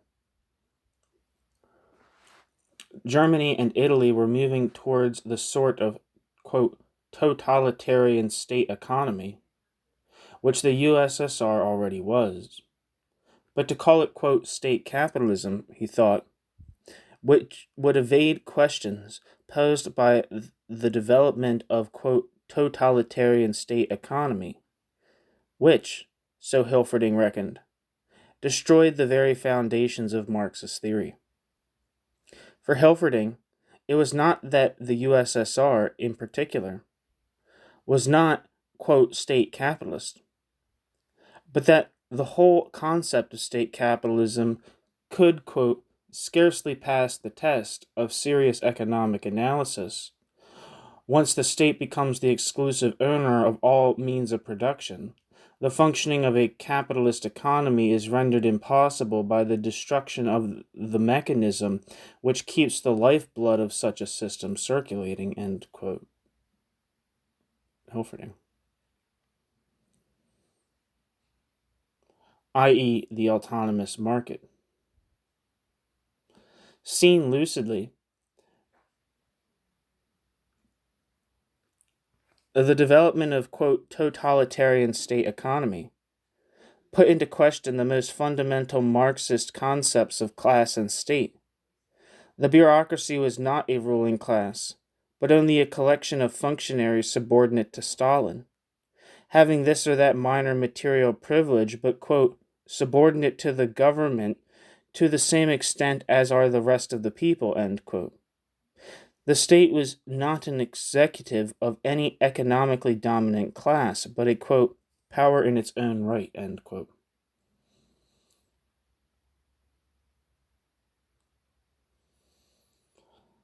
Hilferding. After World War II, other Marxists were able to shrug off Hilferding's worry that the development of the USSR was incomprehensible in terms of the Marxist concepts of class and state. The replication of Stalinist regimes in other countries, and the USSR bureaucracy's shift to a mode of rule more manifestly involving haggling between different sections of its apparatus, confirmed that the bureaucracy was a collective social force rather than just Stalin's personal troop of retainers. But many continued to follow Hilferding's claims new at the time in Marxist theory, that nowhere could be state capitalist, that complete state capitalism was impossible in principle, and that the defining mark of capitalism was regulation by a more or less free market. In terms of previous debates, the argument here was not so much that the USSR was not, quote, state capitalist, but that what previous writers had understood as, quote, state capitalism, differing among themselves on whether the more or less commonly understood concept could be applied to the USSR, should not be called, quote, state capitalism. In December 1940, Max Shachtman developed another new notion of bureaucratic collectivism. Shachtman had been the main defender, after Trotsky, of the view that the USSR was a, quote, degenerated workers' state, end quote. Now, he could no longer see the USSR as a workers' state in any sense. Yet he was cautious as, basing himself on Trotsky, he endeavored to move beyond Trotsky. He suggested that the bureaucracy was a new exploiting class, but a freakish, sui generis one, arising in the unique circumstances of the degeneration of a worker state isolated in poverty and inherently not the wave of the future.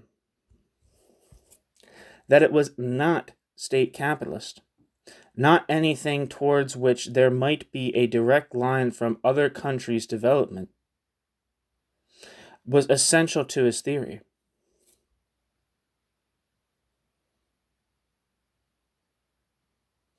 Elements from the two versions of, quote, bureaucratic collectivism as definitely no sort of capitalism, end quote. Hilferding's and Shachtman's would converge in the developing thought of the, quote, Shachtmanite group, the Workers' Party of the USA, with Joseph Carter and Hal Draper playing important parts in the work of synthesis. Their insistence that bureaucratic collectivism was radically different from state capitalism was sharpened by debate with a minority in the group, led by CLR James and Raya Dunayevskaya, who argued their version of, quote, state capitalism, whatever its merits, and it had some, in the manner of oracles, and drew ultra-left political conclusions from it. The world racing towards an immediate showdown between universal state capital and direct socialist workers' revolt. After 1945, Shachtman and his co-thinkers had to drop the notion that, quote, bureaucratic collectivism was unique to Russia.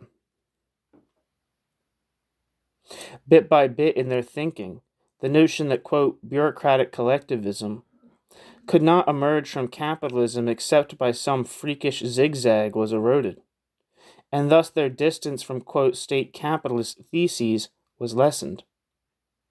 They still saw, quote, bureaucratic collectivism as a specific product of specific forces, rather than the embodiment of a universal and all-pervading trend. Broadly, they accepted the consensus view that the world was moving inexorably toward more state-controlled economies, of one sort or another, but they stressed that the Stalinist bureaucracy was an autonomous social power, simultaneously anti-capitalist and anti-working class. Its victories were a result of specific struggles, not just of broad trends to statification. They insisted on their, quote, denial and rejection of the theory of the, quote, Stalinist epoch, ...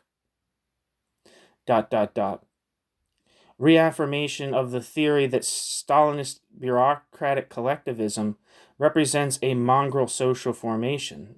end quote.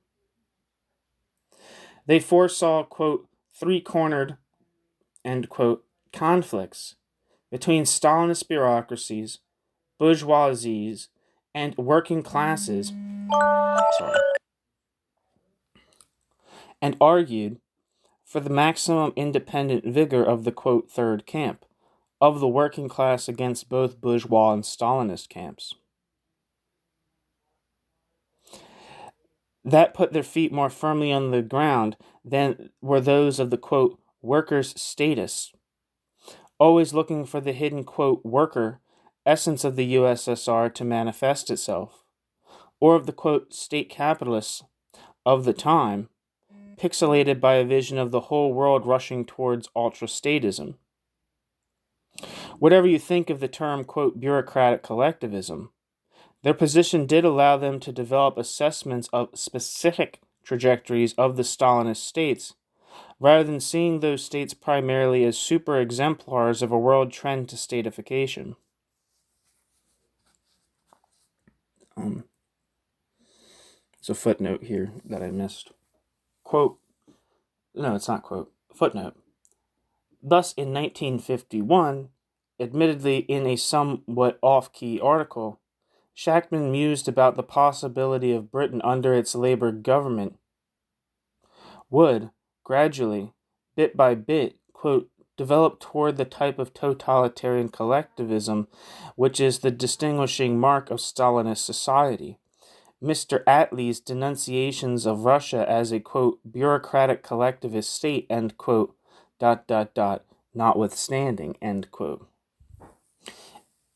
At least Shachtman was not misled to the idea that Attlee's use of the same term for the USSR made Attlee a disciple of his own, quote, tradition. End footnote. The, quote, backsliding state capitalist theories of the 1920s and, quote, forward-sliding state capitalist or bureaucratic collectivist theories of the 1930s and 1940s were undermined by unexpected turns of events. Stalin's brutal moves against the private capitalist elements in Russia in 1929, the divergent and conflicting trajectories for the West and the Stalinist bloc after 1945. This new, quote, sideways sliding, bureaucratic collectivist theory, by contrast, was wrecked as a political influence not by events refuting it, but by too many events corroborating it. In decades where Western capitalism expanded in relative tranquility, its bleakly realistic picture of Stalinist revolutions in China, Vietnam, or Cuba gave its adherents a dispiriting view of prospects. They scattered into literary seclusion, Draper and others, or into seeking levers within American machine politics, Shachtman, Howe, Harrington.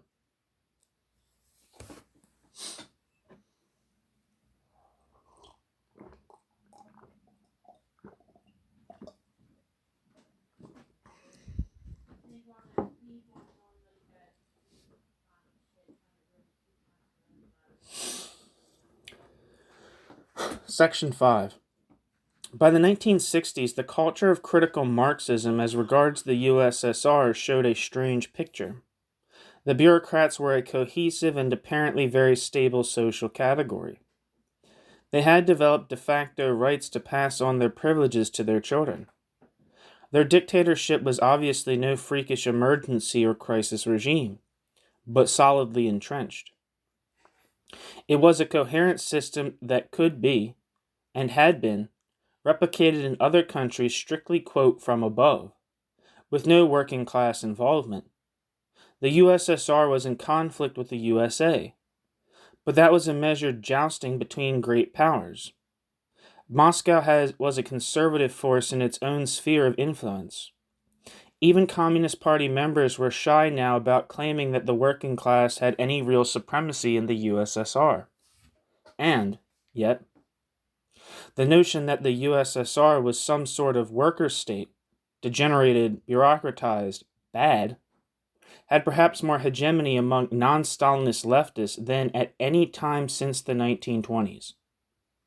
The various, quote, state capitalists and, quote, bureaucratic collectivists were marginalized or had dissipated or had drifted to the world-weary view that a softening USSR and a bureaucratizing West were slowly, quote, converging to a single model of industrial society, or, as we have seen with Cliff and Crépeau, they had softened their tone to the point that the difference between, quote, state capitalism, super advanced capitalism, and super backward worker state was, for many, not all purposes, a nuance of technical appellation, or naming, labeling, calling something. That's what appellation means.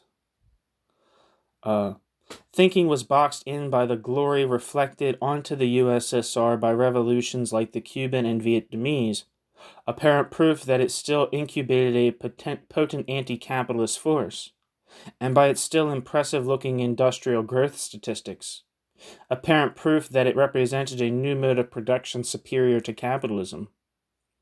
In fact, quote, bureaucratic collectivism had had a strange sort of victory and defeat.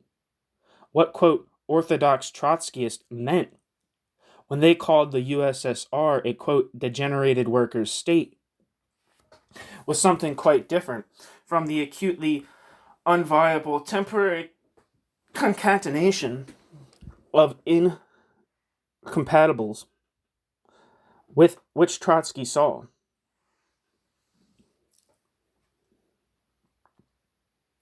Dealing with the dilemmas by flattening down Trotsky to the idea that a comprehensively statified economy defined a worker state. Excuse me. Sorry, I spaced out for a second. I gotta reread something. What, quote, orthodox Trotskyists meant when they called the USSR a, quote, degenerated workers' state was something quite different from the acutely unviable temporary concatenations of incompatibles which Trotsky saw. Dealing with the dilemmas of flattening down Trotsky to the idea that a comprehensively statified economy defined a worker's state. In the substance, they had come to consider the Stalinist systems a species of bureaucratic collectivism. Only progressive. They view the bureaucratic collectivism of the Stalinist systems as progressive, and requiring revolutions to create it, thus not susceptible to capitalism organically converging towards it. Footnote. To do that, they had to emphasize formulations by Trotsky from the earlier 1930s and sideline much of his later analysis. End footnote.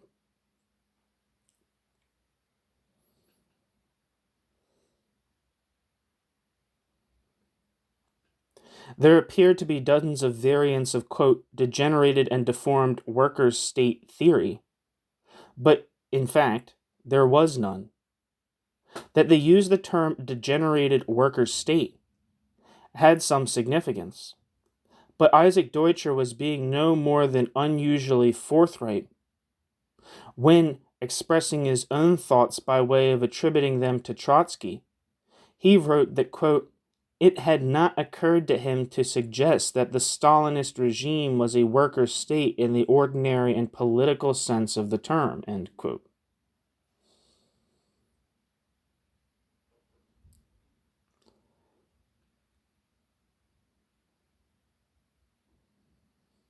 End quote. The adjective, quote, workers signified, quote, progressive or, quote, socialistic rather than, quote, of the workers, end quote. What the critical Marxist meant by their appellation was that in the USSR, a socially alien bureaucracy ruled but over an economic system which retained a, quote, progressive character. In the other, quote, deformed worker states, middle-class forces had overthrown the old order and ruled over the working class, but also over new statified economies which were likewise progressive. These states were a new interim form of society, a clear step forward compared to capitalism, but ruled by bureaucracies, and so far short of the workers' states which critical Marxists aimed for and hoped to achieve without the, quote, deformed interim in the mostly more industrialized countries where they themselves were active. The interim was not necessarily short, if we measure time by the usual spans of political activism. By the late 1960s, the Stalinist USSR had 40 years. Many of the other, quote, workers' states, more than 20 years. Yet none of the critical Marxists showed signs of thinking that those states had abnormally outlived their proper span to any degree greater than capitalism had. They did pretty much think that the Stalinist systems, quote, could continue indefinitely, end quote, or anyway, as long as capitalism could continue.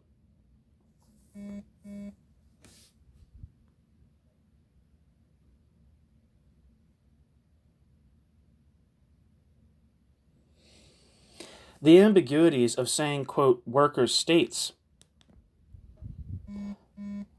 end quote, when they meant, quote, progressive bureaucratic collectivism, end quote, were harmful. They sent Marxists into bouts of fatuous speculation, such as that the Chinese Communist Party was a sort of workers' party, or Sandinista Nicaragua was a model of the dictatorship of the proletariat. Daniel Ben Said's retrospective survey, quote, resolves such issues primarily by contending that the whole idea of, quote, giving political forms a directly social characterization, end quote, was methodologically unsound. Quote, whether we are dealing with states or with parties, to call them, quote, workers, end quote, attributes to them a social substance to the detriment of the specificity of the political phenomenon which transfigures social relations. The directly social characterization of political forms then becomes a dogmatic straitjacket which paralyzes thought, end quote. Ben Said. Were those systems, quote, post-capitalist? Again, Ben Said appeals to general methodology. Quote, the formula, ... society in transition between capitalism and socialism, ... has the disadvantage of being inscribed in a linear vision of history and in a logic of excluded middle, instead of understanding a singular social reality. The definition of the Soviet Union as, quote, post-capitalist involves the same logic. From the point of view of the totality of world social relations, the bureaucratic regime does not come, quote, after capitalism. It is, on the contrary, its contemporary, end quote. Ben Said. Elsewhere, Ben Said also criticizes, methodologically, the use of the terms, quote, degeneration and, quote, deformation to locate, quote, the bureaucratic societies, end quote, in history. But, having by methodological argument removed the sails, mass, and rudder of the degenerated and deformed workers' state's account, Ben Said still sits on the hulk, rather than launching a new vessel. He sees, quote, nothing to regret, end quote, in the fall of the Stalinist states, but also sees that fall as marking a, quote, change of epoch, the end of the, quote, short 20th century, opened by the First World War and the Bolshevik Revolution. He says his political current was wrong not to advocate the withdrawal of Russian troops from Afghanistan after 1979, but reproduces without question the old counterposition whereby imperialism denoted only one side, the USA's, of the Cold War, implying that the Stalinist states were somehow a less bad side. His best fallback for naming the Stalinist states in the bland term, quote, the bureaucratic regimes, end quote. But he continues to sneer at, quote, the notion of bureaucratic collectivism, end quote, as too, quote, ambiguous. Quote, Trotsky's theoretical requirements are of another order of rigor, end quote. That's your own foot the bullet hole is in, I think, Comrade Ben Said. Many other writers have proposed ideas similar to Ben Said's. Tichten's theory, Hillel Tichten, belongs here.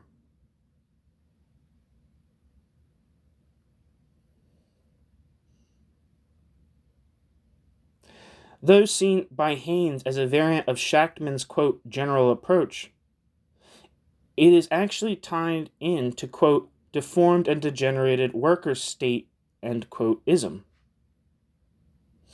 By its view that the USSR is characteristically a phenomenon of the era of transition from capitalism to socialism, and its refusal to admit that the bureaucracy consolidated as a ruling class. Footnote. Quote, my object in criticizing his, bracket, Ernest Mandel's, end bracket, writings has never been simply to attack him, but rather to put forward an alternative view based on the same theoretical foundation, end quote. Tichten. End footnote. It differentiates from the, quote, deformed and degenerated workers' state, end quote, formula by taking further a drift already common in that school of thought by the 1970s, fading down the, quote, workers, end quote, claim for Tichten to zero, and fading up the, quote, deformed, end quote, element for Tichten to the point that it is so, quote, deformed that all, quote, forms, classes, mode of production melt into chaos. All these neo-orthodox variants are deficient in that they deal with the collapsed orthodoxy by reformulating more than by rethinking.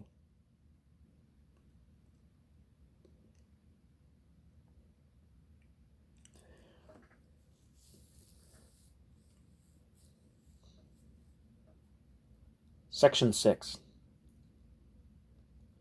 After the Chinese Cultural Revolution of 1966 to 67, adaptations of the official Chinese claim that the USSR was, quote, state-capitalist, spread beyond the circles of the Mao-Stalinist sects. Debate about, quote, state-capitalism and, quote, bureaucratic collectivism revived, but with a peculiar twist given to it by the impetus from Beijing.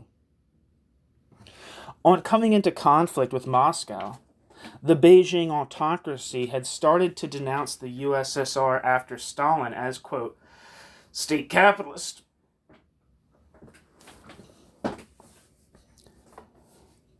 Essentially, the USSR is easing off on state-enforced mobilization, and its greater use of market mechanisms were supposed to define it as, quote, capitalist.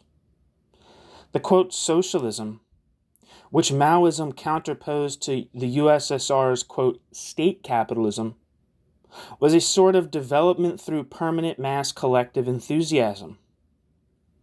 The Maoists pretended or naively supposed that permanent mass collective enthusiasm to exist in 1960s China under the slogans of the, quote, mass line and, quote, cultural revolution, end quote. The chief author of academically respectable reworkings of the Maoist thesis was Charles Bettelheim. Bettelheim had published a semi-Trotskyist study of the Soviet economy in 1939, had been a Trotskyist in the 1940s, subsided into the French Communist Party, and in the 1960s became a Maoist.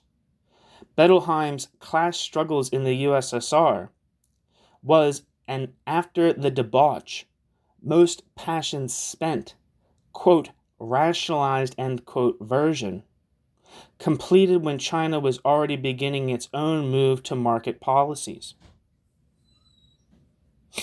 It argued that, quote, a new, quote, state bourgeoisie, end quote, gradually developed in the USSR long before 1953, and distanced himself from Maoist excesses. But he saw the, quote, new bourgeoisies, end quote, emergence as crucially facilitated by, quote, economist, end quote, errors of the Bolsheviks, Stalin being now included as one who made errors, end quote, economism, end quote, here meant primarily giving excessive significance to the productive forces as determinants. Idealism in the account of the USSR's development, and a veering towards a notion of socialism as permanent mass collective enthusiasm, engineered or simulated from above, were still there in the 1970s Bettelheim, handed down from the Maoist origins. Bettelheim's cardinal legacy remains the axiom that capitalism is defined by, quote, two separations, between workers and the means of production, and between production units. Here is the origin of the idea, not present in any pre-Maoist state capitalist theory as far as I know, that the mere fact of enterprises in the USSR being juridically separate, not just departments of a, quote, single workshop, could define the USSR as capitalist. To my understanding, that's a to my understanding, is that what Bordiga said, or is that just Bordiga's critique of like the so-called Proudhonism of council communists, which is extremely unfair and easily refutable. But doesn't he? That was the big Bordiga phrase is what's it? The hell of the firm isn't the hell of having a boss. It's the firm itself, or something like that.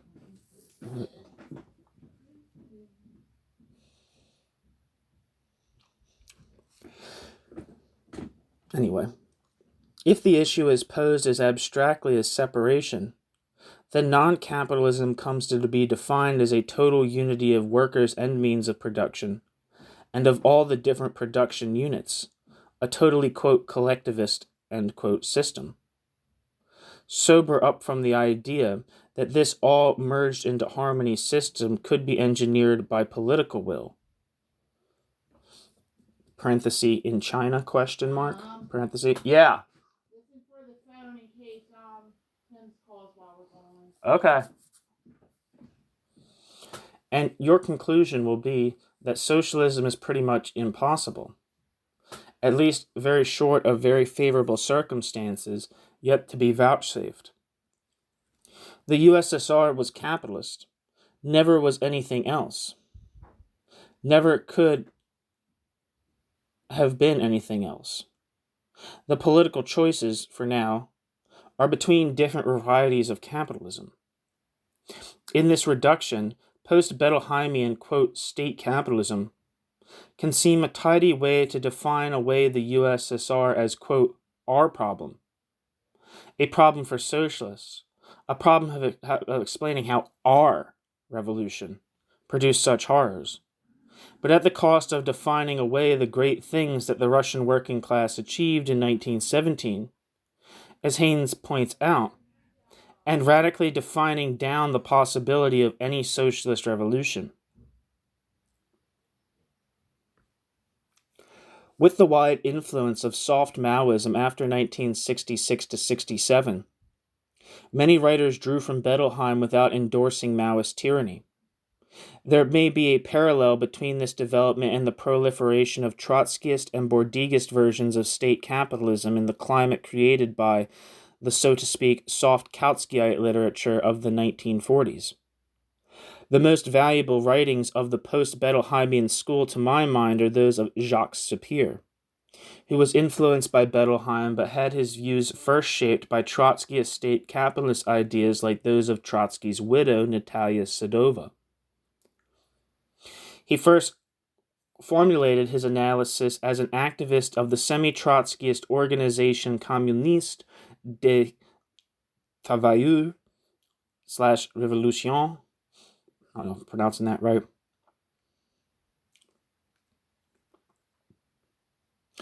The 1917 revolution had created a worker state. Of necessity, the worker state could not immediately create a new economic system, but rather, quote, a regime where the proletariat and the allied classes hold political power while the relations of production and the social relations, which have historically determined their subjugation, remain, ... The expropriation of private capital and the central fixing of prices and wages suppresses neither wage labor nor commodity exchange, end quote. Sapir. The worker state can change economic relations, but only bit by bit, and starting from the old relations. Thus, quote, the parallels, ...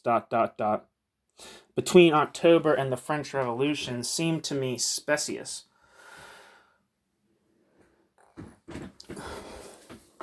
When the bourgeoisie, or rather a fraction of it, defeats the nobility in the old regime, the capitalist mode of production has then and there restructured society and it dominates. The bourgeois revolutions were, in a sense, the culmination of that dismantling of the old society by the new. The proletarian revolution is quite different, for the very nature of the domination of the capitalist mode of production excludes communism appearing naturally. ... To lose power for the proletariat means losing everything, and brings a radical change in the nature of the state. To the contrary of the bourgeois revolutions, where restorations not only were never able to undo what had been done, but were of short duration. The end of the dictatorship of the proletariat is, as regards the revolutionary process, a return to zero. ... To speak of the restoration of capitalism is a mistake. ...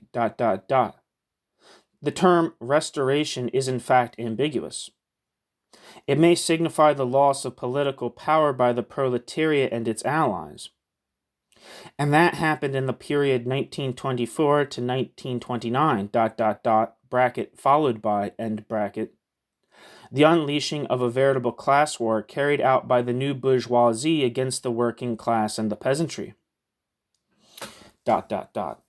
Or it may mean that one thinks that it is the capitalist mode of production, bracket, as distinct from capitalist rule, end bracket, which is being restored. But then one must first demonstrate that it had first ceased to dominate society, and that communism, or a third mode of production, to be defined, had been installed, end quote. The particular significance of Stalin's turn after 1928 to 29 was that, quote, the new exploiting class, facing the danger of being outstripped and replaced by the revival of a bourgeoisie of the classic form, which was developing in the framework of the new economic policy, the famous alliance of Nepman and the kulaks, or of seeing its own rhythms of growth, determined directly by the world market and existing only in the form of a dominated bourgeoisie, hurled itself into the forced march building up of the USSR as a big imperialist power on the basis of state property, end quote. Jacques Sapir. Since withdrawing from active politics in the early 1980s and influenced now by the regulation school of economists, Sapir has written much more on the specific and distinctive forms of regulation of the USSR's particular type of capitalism. In these works, Sapir moves far beyond the idea that the USSR was, quote, not different enough, end quote, from ordinary capitalism. He offers a way out of the dilemma of earlier state capitalist writers who would see the USSR either as not different enough from, or having regressed to, ordinary capitalism. For example, in the NEP, but then what about the forced collectivizations? Or as something which ordinary capitalism was converging towards, the embodiment of an esoteric ultra-capitalism yet to be realized elsewhere. Sapir analyzes it as a peculiar, though significant, sidetrack within capitalism. Sapir describes the USSR as a, quote, mobilized economy, in contrast to the ordinary capitalist, quote, commercial economy. Wage labor and commodity exchange remain the basis, so he demonstrates in factual detail, but are organized in a radically different way. The closest analog of the mobilized economy is war economy, and he argues that the war economies of World War I played a big role in establishing its templates. Its historical impulse is a drive by the ruling class to combat the, quote, danger of political subordination arising from a delay in development, end quote. It is a, quote, response to the problem of, quote, backwardness, end quote, a strategy of catching up, end quote. It produces, quote, a profound transformation of the forms of manifestation of the contradictions of a commodity and wage labor economy, In a number of cases, forms which are exactly the opposite of those which are the norm in Western economies. Reversal of competition towards the inputs of the productive process and not the outputs. Labor shortage and not unemployment. Tendency to excess liquidity rather than shortages. Softening of budget constraints in the course of crisis rather than hardening are some examples. End quote. Sapir. Sapir is far from reducing everything in the USSR to an expression of capitalism, even in the broadest sense. Quote, the collectivization of agriculture, is essentially about a mode of requisition, not of development, end quote. The autocracy engineered, quote, the non-existence of a bureaucracy in the Weberian bracket, rational, impersonal, rule-governed, end bracket, sense of the term. In its place, the mobilized economy engulfed feudal-type fiefdoms, end quote. Nor does he deny the significance of the counter-revolution around 1928 to 29, and, quote, the war of Stalin and Stalinism against their own people, end quote. The USSR as it existed in the 1980s was created by the, quote, founding shock, end quote, of the 1930s, when it was made into a fully mobilized economy, quote, with a probably unequaled violence, end quote, and not by the revolution of 1917. Sapir. Sapir also traces in detail the movements of wages, credit, investment, centralization, and decentralization typical of the USSR economy. Yet in Sapir's later works, we also have a narrowing down of effective horizons to that of different forms of capitalism, a shrinking of the heroic period of the Russian Revolution into not an eventually defeated harbinger of a new society, but a little experiment in somewhat more benign capitalism. Footnote. Bernard Chavance, for example, who sees, quote, socialism as only another, quote, species, alongside capitalism within the, quote, genus of, quote, money and wage systems, end quote, in all of which, quote, the accumulation of capital in the Marxist sense, end quote, is a, quote, imminent necessity, end quote. End footnote. Transmuted this way, the state capitalist critique of Stalinism, as it presses on and indicts even the earliest days of the Russian Revolution as state capitalist, loses its critical edge by inversion.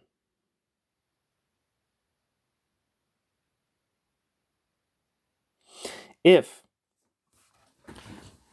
as far into the future as we can practically see, nothing better than a less malign capitalism is possible, then why not accredit Stalinism with full employment, low rents, and extensive public services as not so bad after all?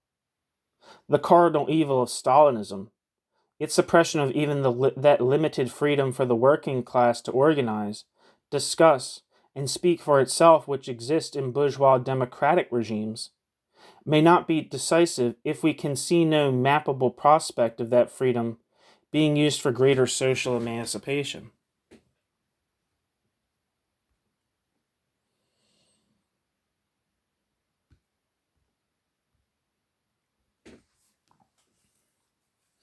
Section 7. What of the new bureaucratic collectivist theories of the 1940s? Shachtman, Carter, Draper. Those who could reasonably claim most corroboration for their views when the curtain came down on the last period of lively investigation by critical Marxists on the issue. In the 1940s, but who were crushed and dispersed politically by the weight of that corroboration. There is much to learn from them, but there are also unresolved theoretical problems in their position, some of which developments since the 1940s heighten rather than dispel. Shachtman's initial view of bureaucratic collectivism had been that it was a freak form of society towards which there was no straight path from capitalism. Later, he and his co-thinkers fell back on Hilferding's claim that complete state capitalism was theoretically impossible, that nowhere could be state capitalist, and that Stalinism was not at all a market system. Quote, Rudolf Hilferding, the eminent Austro-German socialist theoretician and economist, ... gave short shrift to the theory of, quote, state capitalism, a social order in which there is no capitalist class, no capitalist private property, no capitalist profit, no product of commodities for the market, no working class more or less free to sell its labor power on the open market, can be described as capitalist, no matter how modified by adjectives, only by arbitrary and meaningless definition, end quote. In 1940, Hilferding's idea that the USSR exemplified a system where central political power decided all economic life, with complete autonomy, prices had become mere technical forms, and money had no real role at all, had some, at first sight, plausibility. Sorry, I don't know if I said it when the quote ended. Sorry, I'm just fucking having... My brain's acting weird, sorry.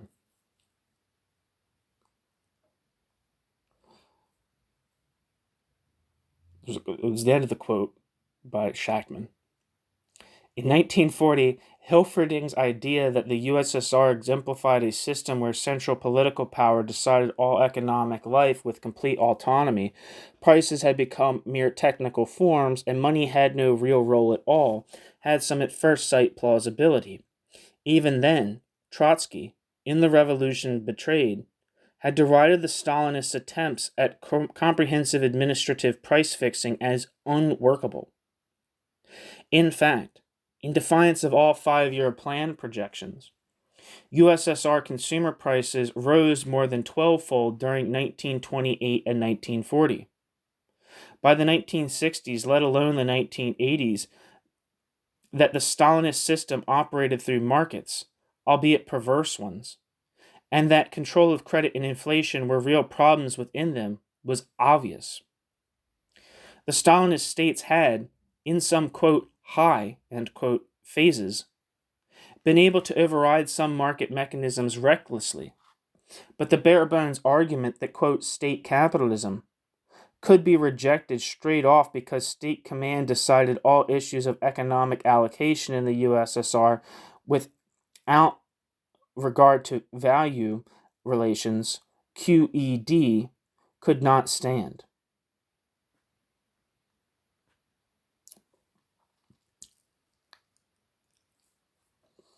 Secondly, if bureaucratic collectivism was not a variant of capitalism, it was a whole new mode of production, a possible path to further development for societies caught in the, quote, decay of capitalism, i.e., a post-capitalism, even if a perverse one. Then where was the non-capitalist class powering that further development incubated within capitalism, and what was its place in history?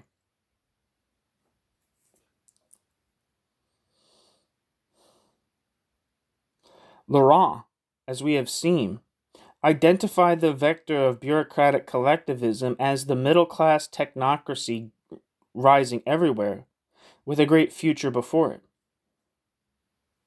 The Shachtmanites were more cautious and unsure.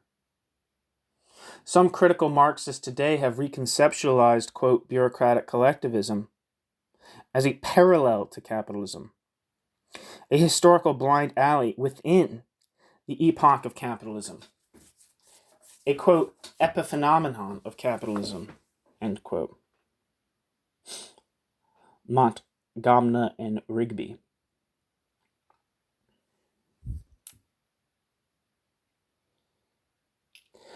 This approach means renouncing Shachtman's idea that, quote, bureaucratic collectivism, end quote, was something emerging freakishly outside all logics of capitalist development, returning to the pre-1940 use of, quote, bureaucratic collectivism as an almost synonym for, or species of, quote, state capitalism, but also returning, on a longer time scale, to Shachtman's idea that, quote, bureaucratic collectivism was a freakish opposite rather than a new high road. History has provided evidence about the place of, quote, bureaucratic collectivism in history. Neither the, quote, convergence of the USSR back to Western capitalism seen by the 1920s, quote, state capitalist theorists, nor the, quote, convergence of the most advanced capitalisms toward USSR type, quote, statism, seen by 1930s and 1940s, quote, state capitalists and, quote, bureaucratic collectivists, actually happened. But in the ex-colonial world, many states did converge more or less towards the Stalinist model. The one-party state with ancillary mass organizations and a monopoly of information, the 5-year plan, the government direction of major industry and investment, all those, more or less modified, became the widespread pattern in Africa and Asia. There was a whole spectrum of different combinations, but Algeria, Burma, Iraq, maybe Syria, Egypt for a considerable period, and other countries became not qualitatively distinguishable from Eastern Europe before 1989. The state controlled practically all investment and all political life. Urbans, as reconstructed by Trotsky, was right that forced march state command industrial development in one country would ultimately prove a perverse utopia leading to disintegration. But for a period, and for a certain social layer, it would work. In scanning West European trajectories of development for the grid in which to locate the USSR's place in the evolution of modes of production, the critical Marxists were looking in the wrong place. Capitalist development followed a trajectory in much of the world quite different from that in Western Europe. And it was that other trajectory that provided the grid to locate the Stalinist USSR.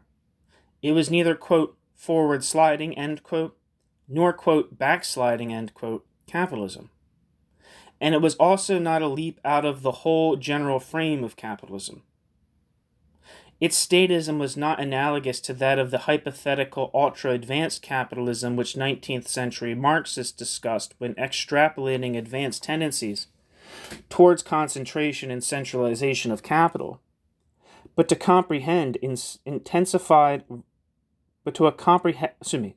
compressed, Jesus Christ. I'm going to read this last sentence because it is the last sentence and I don't want to fuck up the last sentence of the thing. It's probably important. Its statism was not analogous to that of the hypothetical ultra-advanced capitalism which 19th century Marxists discussed when extrapolating advanced tendencies toward concentration and centralization of capital, but to a compressed, intensified version of the use of direct extra-economic force, end quote, in the, quote, historic genesis of capitalist production, end quote.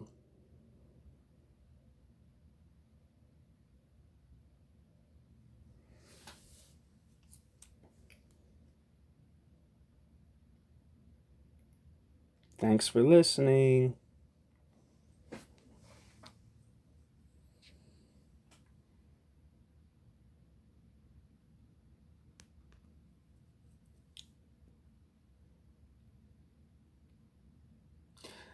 Sorry, I think there's some. I have to I can't stop. There's something weird about this sentence.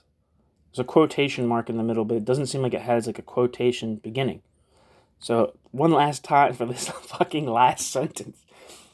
Its statism was not analogous to that of the hypothetical ultra-advanced capitalism which 19th century Marxists discussed when extrapolating advanced tendencies towards concentration and centralization of capital, but to a compressed, intensified version of the use of direct economic force in the, quote, historic genesis of capitalist production, end quote.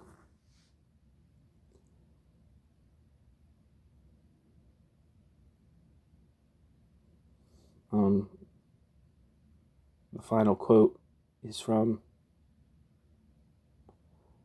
Marx, 1976, Zarembka, 1992, Chattopadhyay, 1994, and Thomas, 1990, 1997, 1999. All right. Thanks for listening. Christ on the cross. We got through it.